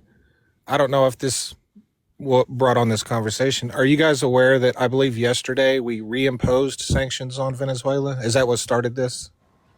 No, but I was actually unaware of that. Yeah, no, so I don't know if you are aware, but 6 months ago, we eased sanctions on Venezuela and basically told them, you have 6 months to have a free and fair election and do, to meet some criteria. And then, of course, I made some content back then about how I didn't agree with that decision, but their 6 months came up. And they didn't do any of the things we asked them to. So as of yesterday, we officially reimposed the sanctions back on Venezuela. So their oil exports are going to go back to virtually zero, which they weren't far from zero. More people at the southern border, Marv. More people that is the effect. That's what we're talking about. Exactly Marv, what he's describing is what happened during Trump's administration. And then you could literally see the rise in Venezuelans at the southern border. And now watch That's this, exactly Marv. what we're discussing. if we see a bunch more people from Venezuela show up at our southern border, neither Felice and I will say, oh, that wasn't because of the sanctions that were put on by the Joe Biden administration. We would recognize that the increase in people coming to our southern border after sanctions were imposed by the Biden administration were indeed reactions to what Joe Biden did, because we're not sycophants. We're cool, like, we understand what's happening. We're just trying to say facts. We're not even trying to play blame game here. We're just trying to like lay down the facts of what actually happened. And then if we don't understand what actually happened, we can't fix any of these problems. If we want to fix the southern border, we have to understand exactly what happened. And you have to drop the ego of like, maybe my guy, the guy I voted for, had something to do with it, which he did. And in this case, Joe Biden will likely have something to do with it if we see more migrants at the border. And we will just say, yeah, it was because of those sanctions. But in MAGA world, you guys aren't even ever allowed to just say what happened if you think for 1 second that it might reflect negatively on Donald Trump. All right, Mr. Global, you were fixing to say something before they kind of cut you off. And I assume what you were going to say, and correct me if I'm wrong, but the fact that we're putting more sanctions on Venezuela and their production of oil is not going to affect them much because they're not actively producing that much now. Would you agree with that? That is true, because what has happened in Venezuela is there's been sanctions on Venezuela for so long that their entire like infrastructure of their oil industry has basically sat there and rotted away. Right. And so even when Biden eased those sanctions a little bit 6 months ago, they couldn't produce that much oil. They were only exporting about 300,000 barrels a day, which is really nothing for an entire country. And they couldn't increase that because their energy infrastructure has just rotted from years of sitting. And so I don't think the reimposing the sanctions is going to make that big of a difference because, as I said, they were only exporting 300,000 a day during that 6 months. And they used to export millions of barrels of oil a day. But it's the length of time. I think someone mentioned earlier that Obama had actually imposed sanctions on them during his administration, and that's completely true. And those sanctions have been in place for so long, and the nature of Venezuelan oil, and it's a very heavy, corrosive, sour, hydrogen sulfide rich oil, and so it's basically sat there and rotted away. And so even if, say, by some scenario, all sanctions were completely lifted off Venezuela, it would take them years to get back to what they used to be because their whole infrastructure is just rotted and gone away. So that's completely true. I appreciate And that. Marv, We're not shitting on Trump, Marv. I just want to reiterate what he's saying. So Marv, I just want to reiterate though, because what we were not trying to do was shit on Trump. We were just laying the groundwork so we could debate, right? Which was that due to sanctions, Venezuela, who has nationalized their gas and oil and is largely using it to support their population, right? Exactly. No, their industry is decayed. They're barely producing any oil. And that is why the only thing we ever said was why people showed up at the southern border. Marv, that's what we were talking about. And we could never get past that point. After the government took control of the entire process of their oil, that from manufacturing to drilling to the entire aspect of it all, the level and quality dropped because the people that were doing that at one point were a lot more educated in the fields than what were the ones that the government put in place. Would you agree with that? Well, the issue with, I won't disagree with that, but I think the main issue with what happened to Venezuelan oil once it was nationalized is that it was nationalized by a corrupt regime. I missed part of this conversation, so I think y'all are debating on whether oil should be nationalized or not. No, we're not. No. We never actually okay. started a debate. The initial statement we just made was that, hey, the reason during Trump's administration that people showed up at the southern border were because of sanctions, and that we can literally He said see it the should be rise nationalized right in above you. Venezuelans at the southern border. And Jay read in an executive order. From Trump saying, hey, because of the sanctions during my administration, we're not going to forcibly remove the Venezuelans that sought asylum here. That's I all. did say that Yeah. I wanted to nationalize oil. Just to be clear, I did say that. Oh, well, yeah, but we're not. I'm just making the point that we never got anywhere. We didn't get to have a debate or a conversation. So it is true that, when we impose our policies, especially on countries, south, anything south of the border, that, especially sanctions on Venezuela, that does create large, influxes of migrant into our country. When we destroy their economies, then they come here. Yeah, Did you hear that, Marv, from someone you believe when he talks? Did you hear that, Marv? There's a ton of merit to that destroying Venezuela's economy through sanctions, because oil is their whole economy, would absolutely drive countless, migrants into our country from Venezuela. That's easy stuff. That's just kind of common sense. It wasn't easy for Marv. It wasn't easy for Marv. I've been saying. It sounds like you moved far away from your mic. Oh, there you go. That's better. He's agreed with everything I've said so far, and I appreciate that. I'm actually enjoying this. I appreciate it gratefully.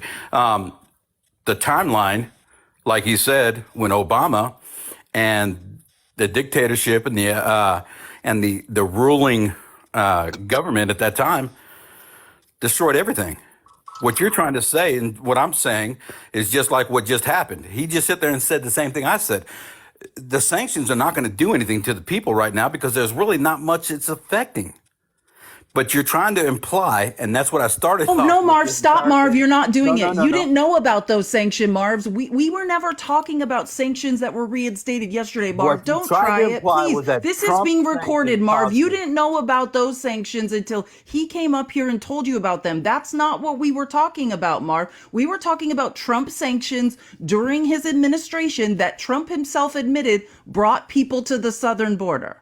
That's it. That's the only conversation, Marv. Don't try to jump on Mr. Global's train like you're some foremost expert in gas and oil. Already here. Those things, more people kept coming. Let me. No, I haven't talked for a while. Give me a sec, Mr. Global, because I don't think Mr. Global actually does agree with you. I don't think that Mr. Global said that by adding sanctions that things won't get worse. What he said is things are already really, really bad. They're already not producing much. I think you said 300,000 barrels. Maybe is that what it was? Is that the number? Yeah, I said from the get go. Yeah, but Mr. Global, if they now start producing 150,000 or 150,000 barrels instead of 300,000, would that make things worse in Venezuela? I don't think so. They would do How better. could it not be worse if their oil production is cut in half? How can that not make it worse? Well, because the place is already in really bad shape, and 150,000 barrels, like that's the amount of oil that like a small U.S. oil company produces. When you're talking about lifting up an entire country, if the country is already, desperate and in tatters, I don't see how that reduction is going to make much difference. Less money means less people can be fed. I mean, it's basic economics. Not feeding them. I mean, that's a good argument, but I think the question is any of that money flowing to those people to begin with? And some. If we know the answer to that question, which I honestly don't know the answer to that question, then from there you could say, yeah, that will have a negative effect. But the truth is, Biden lifted the sanctions a little bit just to really help out Chevron. Because they had invested billions of dollars in Venezuela, and all that money was just lost due to these sanctions. And that was the whole driving factor of Biden easing those sanctions, is just so Chevron could recoup some of their losses. I don't know that it had much to do with Biden actually believing the Maduro administration would do anything better. I don't think anybody thought he would. So and when we're not arguing. We're not arguing that Biden thinks that the Maduro's. We're not arguing what percentage of money is going. What we're just saying, all we were saying was you can directly correlate Trump sanctions, and Trump himself affirmed them when he let asylum seekers stay from Venezuela, that there was a direct correlation between people showing up at the southern border because the economy in Venezuela got worse and a power vacuum was created, which it wasn't just about money, right? It's also about safety. Oh, that's 100% true. Yeah, I'm totally agreeing with that. What I was just talking about was today what's happening. But yeah, I completely agree with, yeah. That's why I was trying to add that. And that's why I was trying to add the context. Infrastructure was already gone by the time Trump did anything. What they're trying I to don't say think is Mr. that Global. Trump I don't think caused Mr. an effect. Global believes that. I don't think he believes. Do you think I do. that Trump's sanctions made it worse? Made the infrastructure worse? No, not the infrastructure, but the situation in Venezuela worse. On who? On Venezuelan citizens. It absolutely did. Yeah. I don't think it could make it any worse than what it was already. Thanks, Marv. There we go. See, he's not agreeing with you, Marv. And that's fine. I'm not mad at him. I'm not over talking him either. So then explain this to me then. If it didn't make things worse, why did so many people leave Venezuela after those sanctions? People were leaving before those sanctions. I know, but why did so many more leave after? You can look at the spike of people from Venezuela immediately following the sanctions, Marv. This is empirical data. The government and everything there is tore down to the floor down. Once you're at that point,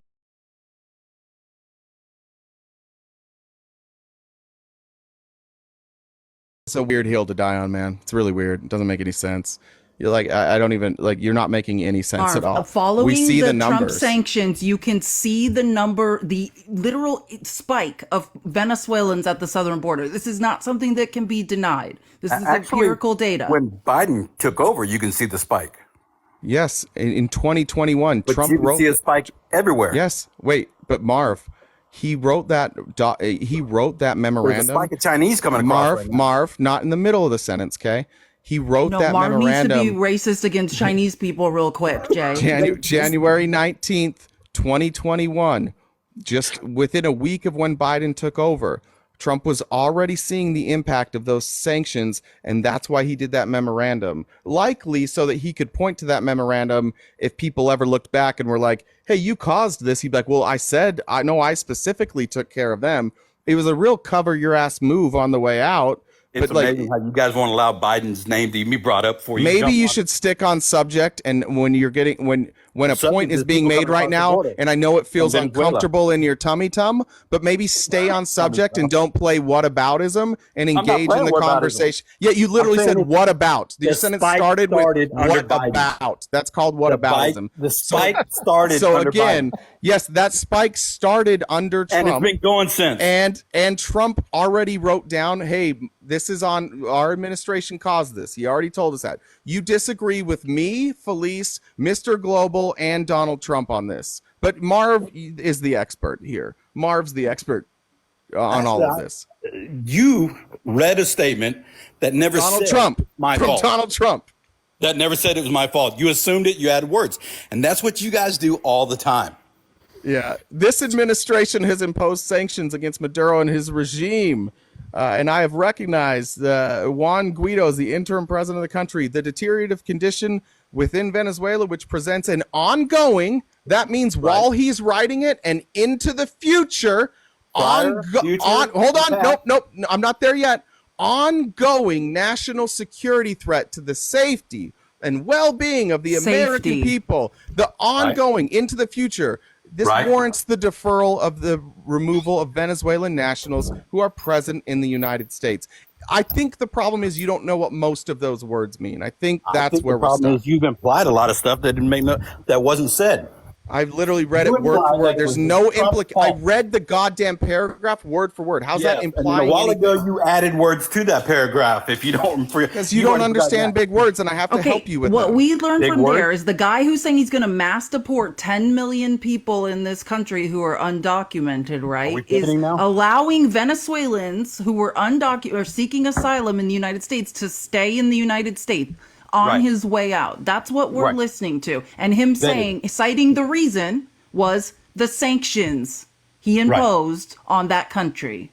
Yeah, right. Okay, we agree then. But when Mark. y'all originally made this statement to that young lady that was on prior to me, you made it sound, you implied that it was Trump's fault that the Venezuelan economy fell. No. What I said is, And I that never was implied why that. In people- fact, see, this is the problem. You're You so absolutely goddamn implied it. sensitive that what you heard is Trump's name being included in something bad that happened, and you added implication. I didn't say any of that. All I laid even out added was that words to the all I conversation laid to out, the all I paragraph. laid out was that Trump put sanctions on Venezuela, and shortly thereafter, we saw a massive influx in people coming from Venezuela to our country, and then Donald Trump put out a memorandum explaining it and giving them special privileges that they didn't have to adhere to our laws that we currently had in place for them. There was no implication there. I just told the truth, and you didn't like it, so you implied that there What was do you mean some they didn't other have to adhere to connotation our to laws? it. Immigration There was laws, nothing in dude. there about adhering to our laws. Yes. What do you? Oh, my immigration God. laws. No, Yeah, they still yeah, have to go. They have to be vetted. Not Are according you saying to he this. just said wide open? Come on in. I don't They think had you to be know what this vetted. says. I don't know. I don't think you know what any of this says. This is crazy. This is about people who were So they already weren't here. vetted. Yeah, that just came in, just like it's happening now at the southern border. They get in line and they apply for asylum and they're released into the interior. That was happening under Trump as well, Marv. And he's saying these people that have been released into the interior in the United States and have an asylum claim, they can stay. Listen, I got to go pick up my son. It's been real. I can't say it's been real fun, but it's been real. Mr. Global, first time speaking to you. It was a pleasure. Felice, I always love talking with you, girl. A pleasure as always, Marv. I missed you so much. Jay, you're still out there for me, though. Hey, sticky bandits for life, Marv. Sticky bandits for life. There you go. Y'all have a good day. Thank you for the conversation. You too. Thanks, What's that Mr. mean, Global. Sticky bandits? I'm Home Alone, dude. Marv, one of the, they were part of the Sticky Bandits. They were the wet bandits. I was like, then what? they That was became a the Home Sticky Alone Bandits. reference? I like it much more now. I was like, okay, Jay's lost his mind. Don't anybody tell me, correction, Wet Bandits. In Home Alone 2, Lost in New York, he changes the name. Marv changes the name to the Sticky Bandits. When he takes his hand, he puts his hand in the like Santa Claus thing, gets the coins, and he's like, I got a new name for us, the Sticky Bandits. So how dare you guys try and correct me on my Home Alone knowledge? That's his tape hand. I do remember that. Thank you. Thanks, Mr. Global. I appreciate it. No problem. So I have a I have a question. question as long as you, no, I have a question for you. What is Venezuela trying to annex the oil underneath Guyana? Yes, and that is one of the reasons the sanctions were reimposed. That's what I thought. Because for people that don't understand, like Venezuela, Maduro's basically like, hey, you know that they found all this oil underneath another country that doesn't belong to me? Well, I've decided we're going to take it. Yeah, and so their aggression there, and the thing is, Guyana's oil is much easier to extract. It's a much better grade, much better quality, and that's why they want it, and that's why they're back under sanctions.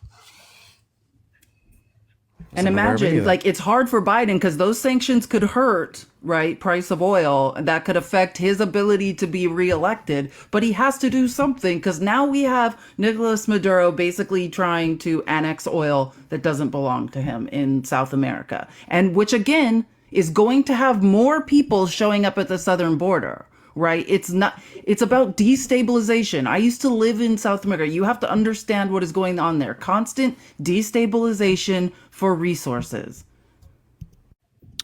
Yeah, and what's even going to have a larger impact on oil prices is I read today that we are about to start enforcing additional sanctions on Iran's oil in response to their, strikes on Israel. So, the little bit of oil that Venezuela was putting on the global market pales in comparison to what Iran does. And so if they follow through, and keep in mind, those sanctions have always existed, but what they do is they just ease up on the enforcement of them when oil prices are high. Obama did it, Trump did it, Biden did it. Anytime oil prices get high, they keep the sanctions in place. They just ease up on the enforcement of them. And so they just look away for a little bit? They basically look away. And what I read today was they're going to go back to full enforcement of sanctions on Iran. That's going to have a much larger impact on oil prices than anything happening in Venezuela. And so I'm still not convinced they will actually follow through with that. So because that alone could be the equivalent to oil prices of, say, Israel retaliating against Iran. A lot of people thought if Israel retaliates against Iran, oil prices are going to go through the roof. And I felt like one of the reasons the Biden administration was discouraging them from doing that, well, I thought there was a couple of reasons. One of the reasons was because, in my opinion, I think Iran kind of made themselves look like fools with that attack because it was so ineffective. To me, they showed the world that they couldn't really touch Israel, and people can debate that all day. But the other thing was, the sanctions. If you're asking them not to retaliate, and your point of view is that is because what could happen to oil prices, or maybe what could happen in the Strait of Hormuz, and then you turn around and you reinforce sanctions, that act right there is the equivalency of an attack or a counter-offensive from Israel. So I'm a little bit confused, and I'm not convinced that they will actually follow through with that. I think they may have come out and said that, but I think as time goes by and people kind of forget about it, it may never actually happen. Yeah, or it'd be flying in the face of him wanting to be reelected. Yeah, he's walking a very thin tightrope, right, with his respect to Iranian oil, for sure, especially leading up to the presidency. Yeah, and whether people agree with it or not, I typically disagree with presidents, administrations, no matter what party they're in. I don't like when their policy is driven by a coming election. I think the right policy is just the right policy, no matter what day or year it is, whether there's an election coming or not. But you just can't get around the fact that that's always going to be a thing.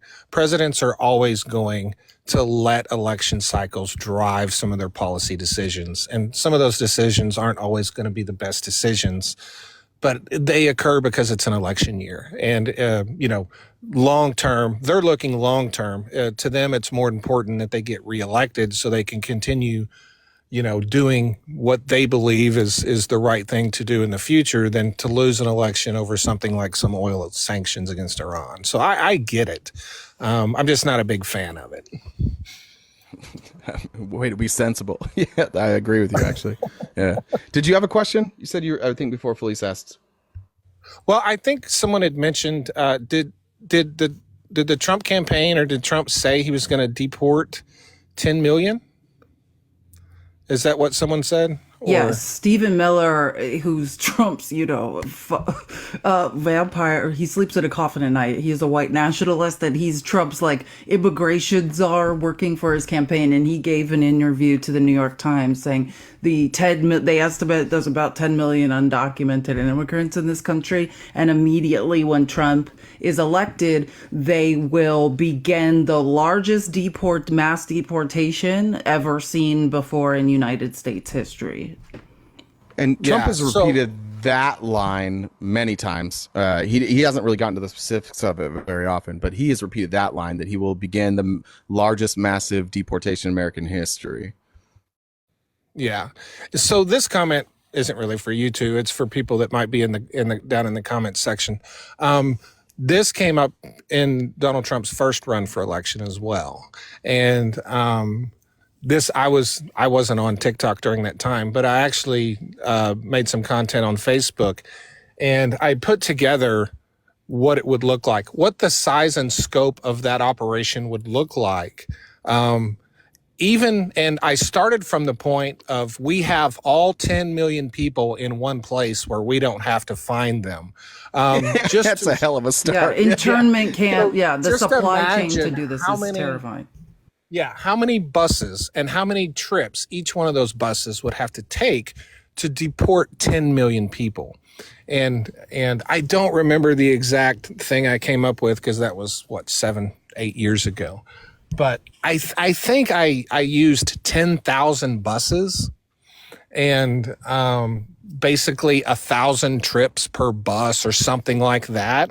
I don't remember the exact numbers. You could do the math on a calculator, but that's the size and scope and scale of that. And that's if you already have everyone rounded up in one spot. Yeah, and that's also they have to all identify themselves Mexico. voluntarily. Yeah, so it's the fact that anyone believe that is something we could even pull off. I mean, set aside the moral argument, but just that would be an operation larger than what we carried out during World War II. Like that would be the largest single operation this country or any country in the world has ever tried to execute, and it would be completely impossible to and succeed. it would devastate our economy. We have millions of open jobs in this country. Our economy is not operating at full capacity as it is. And those, we have many of these jobs being filled by undocumented immigrants they're talking about deporting. I mean, I was just reading a New York Times article about the economists estimating what the devastation to our economy would be if this was attempted. It's essentially biting off our nose to spite our face because there's some white nationalists in this country who are uncomfortable with brown people. We are going to essentially now shoot ourselves in the economic foot. It makes absolutely no sense. Like what I want everyone to think about is like immigration is an arms race. The major countries like the G7, we're all in a population decline. We need immigrants. If they don't come here, if we don't get immigrants here to work in our economy, we will lose them to China. We will lose them to Russia. To disengage and stop allowing immigrants here is a massive miscalculation. This country was built on immigration. It's one of the most successful stories of our country's history. And to disengage from immigration and to allow China, Russia, Brazil, other world powers to snap up immigrants that we need to have our economy function at as close to 100% as possible is delusional. Yeah, and not only would it decimate our economy, it would decimate the economy of one of our most important allies, and that's Mexico. And a lot of people don't have a grasp on the importance of our relationship with Mexico. And if we somehow manage to do that, that's where we would send them. We wouldn't be putting them on planes back to Venezuela. We would be deporting them to the nearest border. Those people would be going into Mexico, and that would completely decimate the country of Mexico. Like, could you imagine 10 million people arriving in a country? I'm not sure off the top of my head what the population of Mexico is, but that would be unbelievably devastating to that country as well. And it would destroy any relationship we have with them 1,000%. Yeah, it's impossible. Yeah, it's a ridiculous notion to begin with. And when you said Stephen Miller, I was like, well, that tracks. That sounds like something he would And they're say. going to elect him on it. Something that will never happen. Like you're exactly right. Like don't listen to what Trump says. And this is true of most people running for election, but with Trump, it's true 24. Stop listening to what this man is saying and look at his policies. This man, the guy you think hates immigrants, I mean, he might actually hate immigrants, but his policy, right, is to give amnesty and allow Venezuelan asylum seekers who you guys cannot stand, right? How obsessed is MAGA with Venezuelans in this country? And Trump is the one that made an executive order to allow them to stay here and to give them amnesty in the asylum process. Like, understand what he's doing. Stop listening to what he's saying. It is interesting that when you hear him like start to rattle off countries where he never says Venezuela. He never says it anymore. Like he picks every other country but Venezuela now because like he doesn't want to add any attention to that at all. He doesn't want anybody to be able to retort what like, hey, weren't you part of that? So he doesn't even bring that up anymore.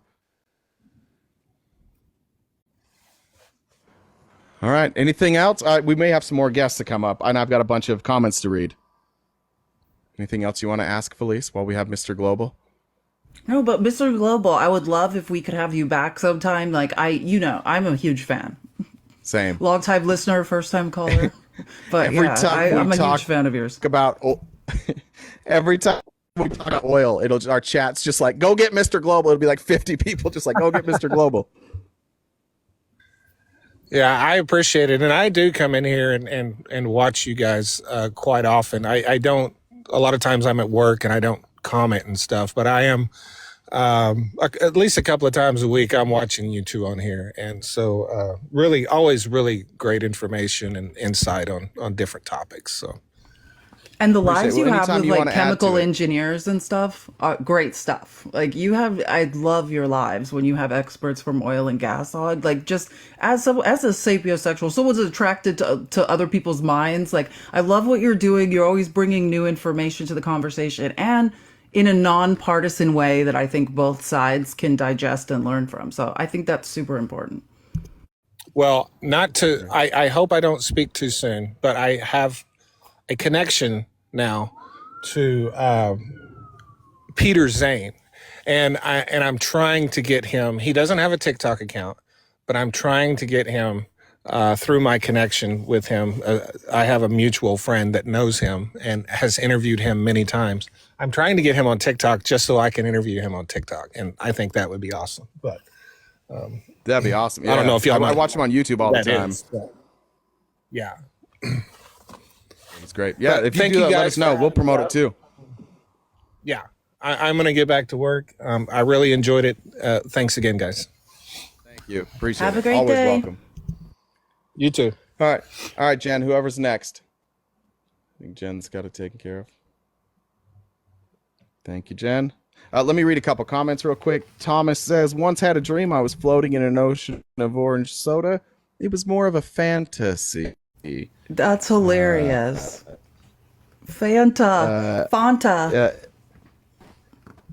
Lisa, Trump never said I take responsibility, so therefore Trump is not to blame. The specific words weren't there. No fault. I love that. And then Ashley says, shoot, I clicked on the profile. Ashley says 95% of the earth is water and none of it is carbonated. So technically the earth is flat. That's a really good one. People are on a roll today. And then she said, in donation for your blow pop fund. I'll make sure I got everything there. Thank you so much. That's so funny, though. Someone go tell that to the flat earther lives. That's a great joke for the flat earther lives. Is Nonstop stuck? I guess they're not up here. Nonstop. Oh, it seems they may have stopped hustling. Despite advertising that they are non-stop hustling, they appear to have stopped. Hey. I want a Twinkie so bad now. Like, so bad. I love Twinkies. Good, man. How are you? Sorry, I interrupted your love of Twinkies, and I should have never have done that. Yeah, it's an apology accepted. We can move on. All right, so I just have a quick question because I'm really invested in the conversation, and for the last hour, we couldn't even get basically the premise of the conversation. So, and I had to take a phone call, so I apologize if I missed this. So I'll just be really brief, in case you guys already covered it. So Mr. Global basically said no, because they're only producing about 300,000 barrels of oil, that these latest sanctions from Biden will probably have not a big effect. But I never heard the answer as to whether when we imposed the sanctions that Trump did back 8 years ago or whenever it was, whether that actually had a significant impact and caused all the migration. Yeah, he said it did. He said it definitely had an impact on the safety and economic. Yeah, we did cover that because that was the point, right? Because Marv didn't know about the new sanctions.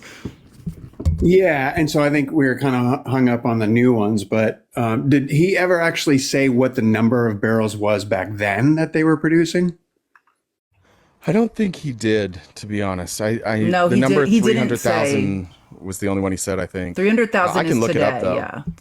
Yeah, I'd be curious the difference, because if one has very little effect, then that number would have to be significantly different. But yeah, that's right. But I'm just saying, yeah, the number of output, like in the safety, creating a power vacuum, what happened during the Nicolas Maduro administration and then after the Trump sanctions, right? Like it is directly proportional, which Mr. Global said, to people showing up at our southern border. That was always the point. Not that the Venezuelan regimes haven't been corrupt, not that they haven't been like things weren't bad before. It's just when you cut in half production, right, things get worse and did get worse. And then we see the mass exodus. Yeah, I mean, and Trump even admitted it and agreed to that he caused. Well, that was the original point. That was the whole frustrating thing about that whole thing is we never got past just saying, hey, Trump said in an executive order that we're not going to deport these Venezuelans because of his sanctions. Like we couldn't even move past just reading aloud from an executive order. Exactly. Like he couldn't understand that this administration meant his administration. It was literally I'm looking at, and he's like, no, he didn't say that. I'm looking at just their crude barrel by year, and their decline in producing crude oil started in 2014 under Obama. But if you look at when Trump entered office, which is 2017, January of 17, they were 225,000 barrels a day.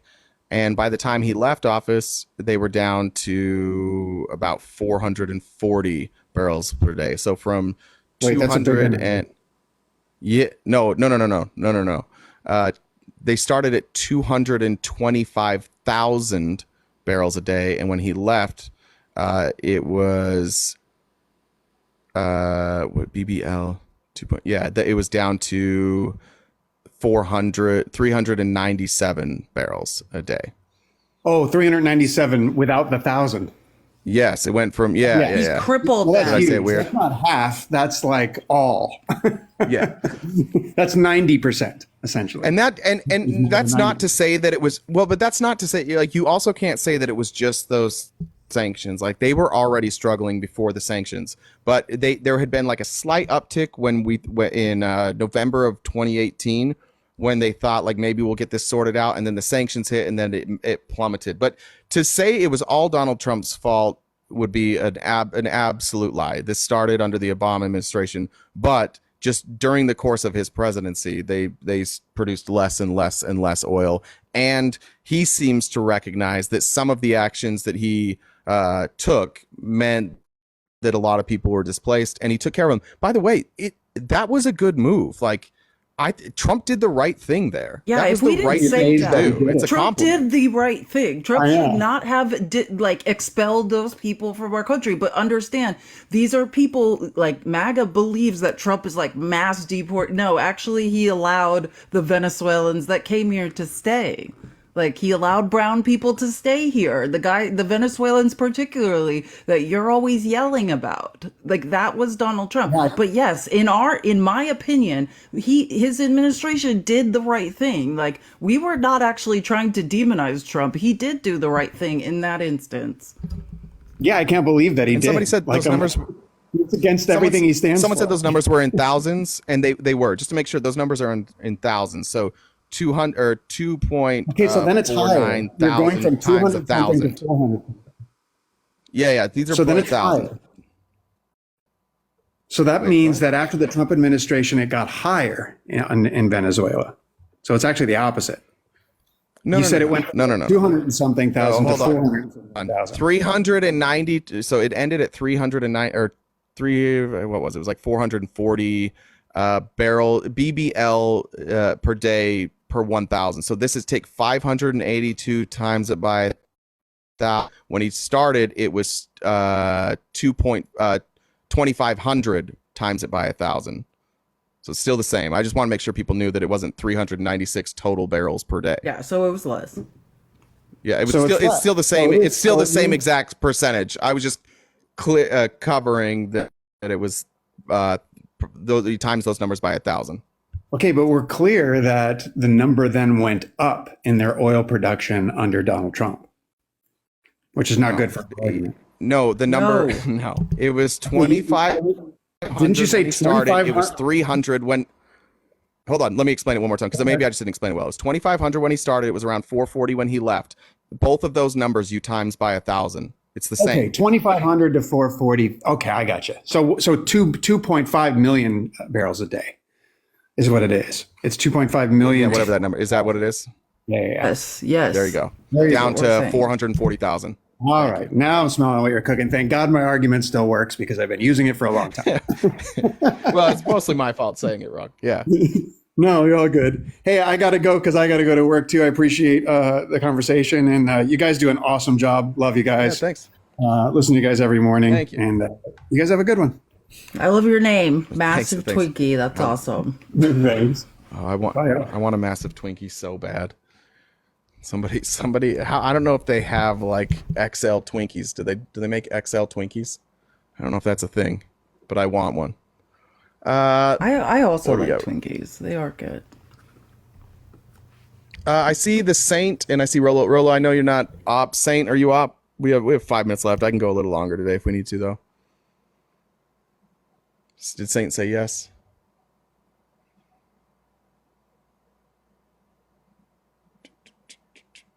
I don't know. Guys, tap the screen. Let's get to 400K. We can do it together with our fingers. Tap, tap, Make sure I tap. got all the And if you comments. would like to donate to us, here's Cash App and Venmo. You can write a comment or a joke or F Mary Badish. As long as it won't get us banned, we'll read it aloud. All right, Felice's Lollipop. Did you know there's a Felice's Lollipop? Yes, I did. account I was now? the first follower to that account. I'm pretty sure. I do know. I follow. All right, well, follow my we'll end lollipop it around there the then. internet. We'll end it there. We'll come back. We'll see you guys tomorrow. We decided on Fridays, the last, what do we decide, 45 minutes of the day, we're going to open up the box to everybody on Fridays. So tomorrow at the end, tomorrow's Friday, right? Oh my God! Yeah, I was absent on Wednesday. I just forgot Gotta what day it was. I was like, "What day is it?" Yeah, so tomorrow on Friday, we'll open up the box probably the last hour. So we'll have some conversations. And we plan on doing that going forward.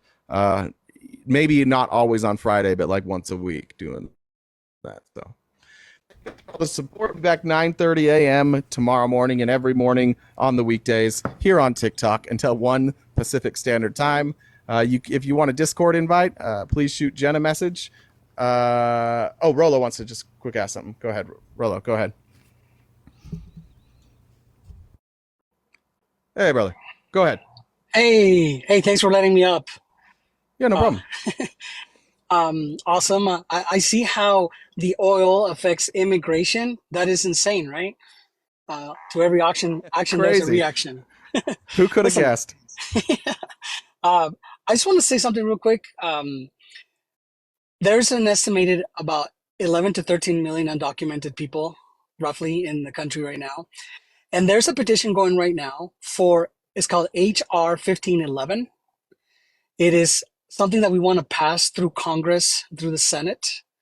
And it basically is called the registry law that is basically what Reagan used to legalize about 6 million people. And it's a 1929 law. And Reagan updated it. He said that if you can prove that you've been here since 1972, then you can just sign the registry and then you can become a legal permanent resident if you fill the requirements. We're trying to get that up to 2017. So if you can show that you have been in the country from 2017 back and you're a person of good moral character, then you can basically sign the registry and then you become a legal permanent resident. This law will affect about 8.5 million people currently living in the US who have been here since about 10, 20, 30 years, living here, paying taxes, owning homes, entrepreneurs, having family, and they don't have a legal pathway to citizenship right now. So this will actually make it so that about 8.5 million people can get a legal permanent residency, and then eventual citizenship. If you go to my profile, I only have one link up there. And this is the petition where you click on it. It takes about 2 minutes. You fill out your information and it automatically sends letters to your senators and state representatives asking for them to support this through a law, right? So we can get that. We're trying to get to 1 million signatures. We're doing a drive coming here in May 1st, 2nd, and 3rd with a lot of Hispanic creators. And I'm just reaching out, jumping in and out of lives with like awesome creators like you and Felice to ask for your support. And I find Move, butter us up. that Well done. even Good move. of course, I have to. While you're in my profile, hit me a follow, right? I mean, come on, I gotta do a Hell shameless yeah, that's plug for right. myself too. Follow this man. RTP said that I'm his favorite Mormon the other day, so That's true. that's a fact right there. Um, anyways, so this is a really cool opportunity. If you guys have been wondering how you can help, the immigrant population, your neighbor, your friend, or whatever, this is a really easy way. It takes about 2 minutes. Put in the information. It automatically sends the letters that we're requesting to whoever your assigned senator and state representatives are. And again, I don't know if our mods will Mhm. drop that in Discord as well. So if you're in Discord, one of the mods will drop that in there shortly, or me. Yeah, that's awesome. So, I mean, I know you guys are over time. I've enjoyed the conversation. I like Mr. Global, and everything that he says. And then how crazy it is that whenever the US messes with South American countries or countries south of the border, a few years later, we have a huge influx of immigrants. And you can see that pattern in Guatemala, Honduras, Nicaragua, Chile, Venezuela, anywhere that you can, think that there's a big influx of immigrants, a wave of immigrants, is because if you look at the history, a few years before, we made some really bad things happen in those countries. For example, in Honduras, 2014, Obama did a coup d'etat in freaking Honduras. And then a few years later, we have a huge influx of Honduran people, right? And then Nicaragua and everything. Probably not related. If we stop messing with, and still to this day there are allowances for that as well, just like what Trump did with the Venezuelans because of what happened in places in Central America. Like, do we support immigrants that have come who have fled U.S. economic policy and economic punishments? I mean, make it make sense, people. Yeah. It's gotta make sense. It's nice to meet you, Rollo. I don't know if we've ever spoken, but yeah, I also am a fan. Last time I was here, you were gone, and RTP let me in, and you were gone. So this is awesome that I actually get to speak with you. I know you're the star of the show, not RTP, right, RTP? That's what he always says anyways. That's 100% correct. No, if I went away, nobody would really care that much. But when Felice is away, it's a real problem. That's not true. Tell about that one. You guys make a great team. I doubt that's true. But this new sanctions, I think it is going to benefit Venezuelan people that are here already, because they have what's called the TPS, temporary protected status, where if you can show that you've been here since July 31st, 2023, you actually can apply for a work permit and a social security number, and it's like a deferral of deportation. So you have certain protections. So when the government of Venezuela and the government of the US fight, like they're doing again, it just solidifies immigration benefits for Venezuelans that are here.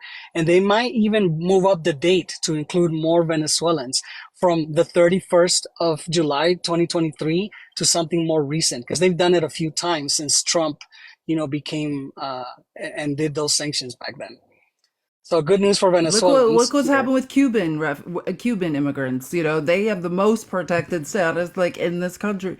And same, if anyone deserves it after Cubans, it would be Venezuelans, right? Like, whose economy have we tinkered with more in recent history in south of here? No one, except for Cuba's. The only thing I don't like about Venezuelans, even though I love Venezuelans, and Cubans, even though I love Cubans, is that once they get some kind of protected status, they tend to vote Republican, and that's Yeah, of disturbing. course. I used to live in Miami. Yeah, of course. It's very much true. The more protected status, Cubans are essentially Republican. They vote Republican in Miami It's for like at sure. 63% or something. But Cubans that's vote. also an indictment on saying that Spanish speakers are monoliths, right? We're not, they're not. Very much they are not. Like, to say that Definitely people not. south of here coming to America are then going to vote Democrat, you misunderstand that Spanish speakers are not monoliths, right? They're very conservative because of the influence of the Catholic Church on Spanish colonization of those countries. They are Republican. They really are at heart very, very conservative. But those who are able to like go past the rhetoric understand that Democrats better, represent our needs and what we want in this country. Unless you have PTSD like Cubans that come from a dictatorship, then they're so afraid of like Biden because they think that that is the left, that he's a big time communist or whatever, because they equate Biden to whoever dictator they have in Cuba. And then PTSD kicks in, and then they automatically shift, to republicanism, and at this time to Trump. And that, to me, the only thing I can explain that is PTSD, because if you had a way to like work through, the political idiosyncrasies of the U.S., you would understand that there's nowhere near any similarities between the Democrats and then the left wing of like Cuba and other South American countries. Yeah, it's really more of like like marketing, right? Most people, no matter what country they come from, a lot of people aren't that involved in politics. So they hear Chavez, or not Chavez, excuse me.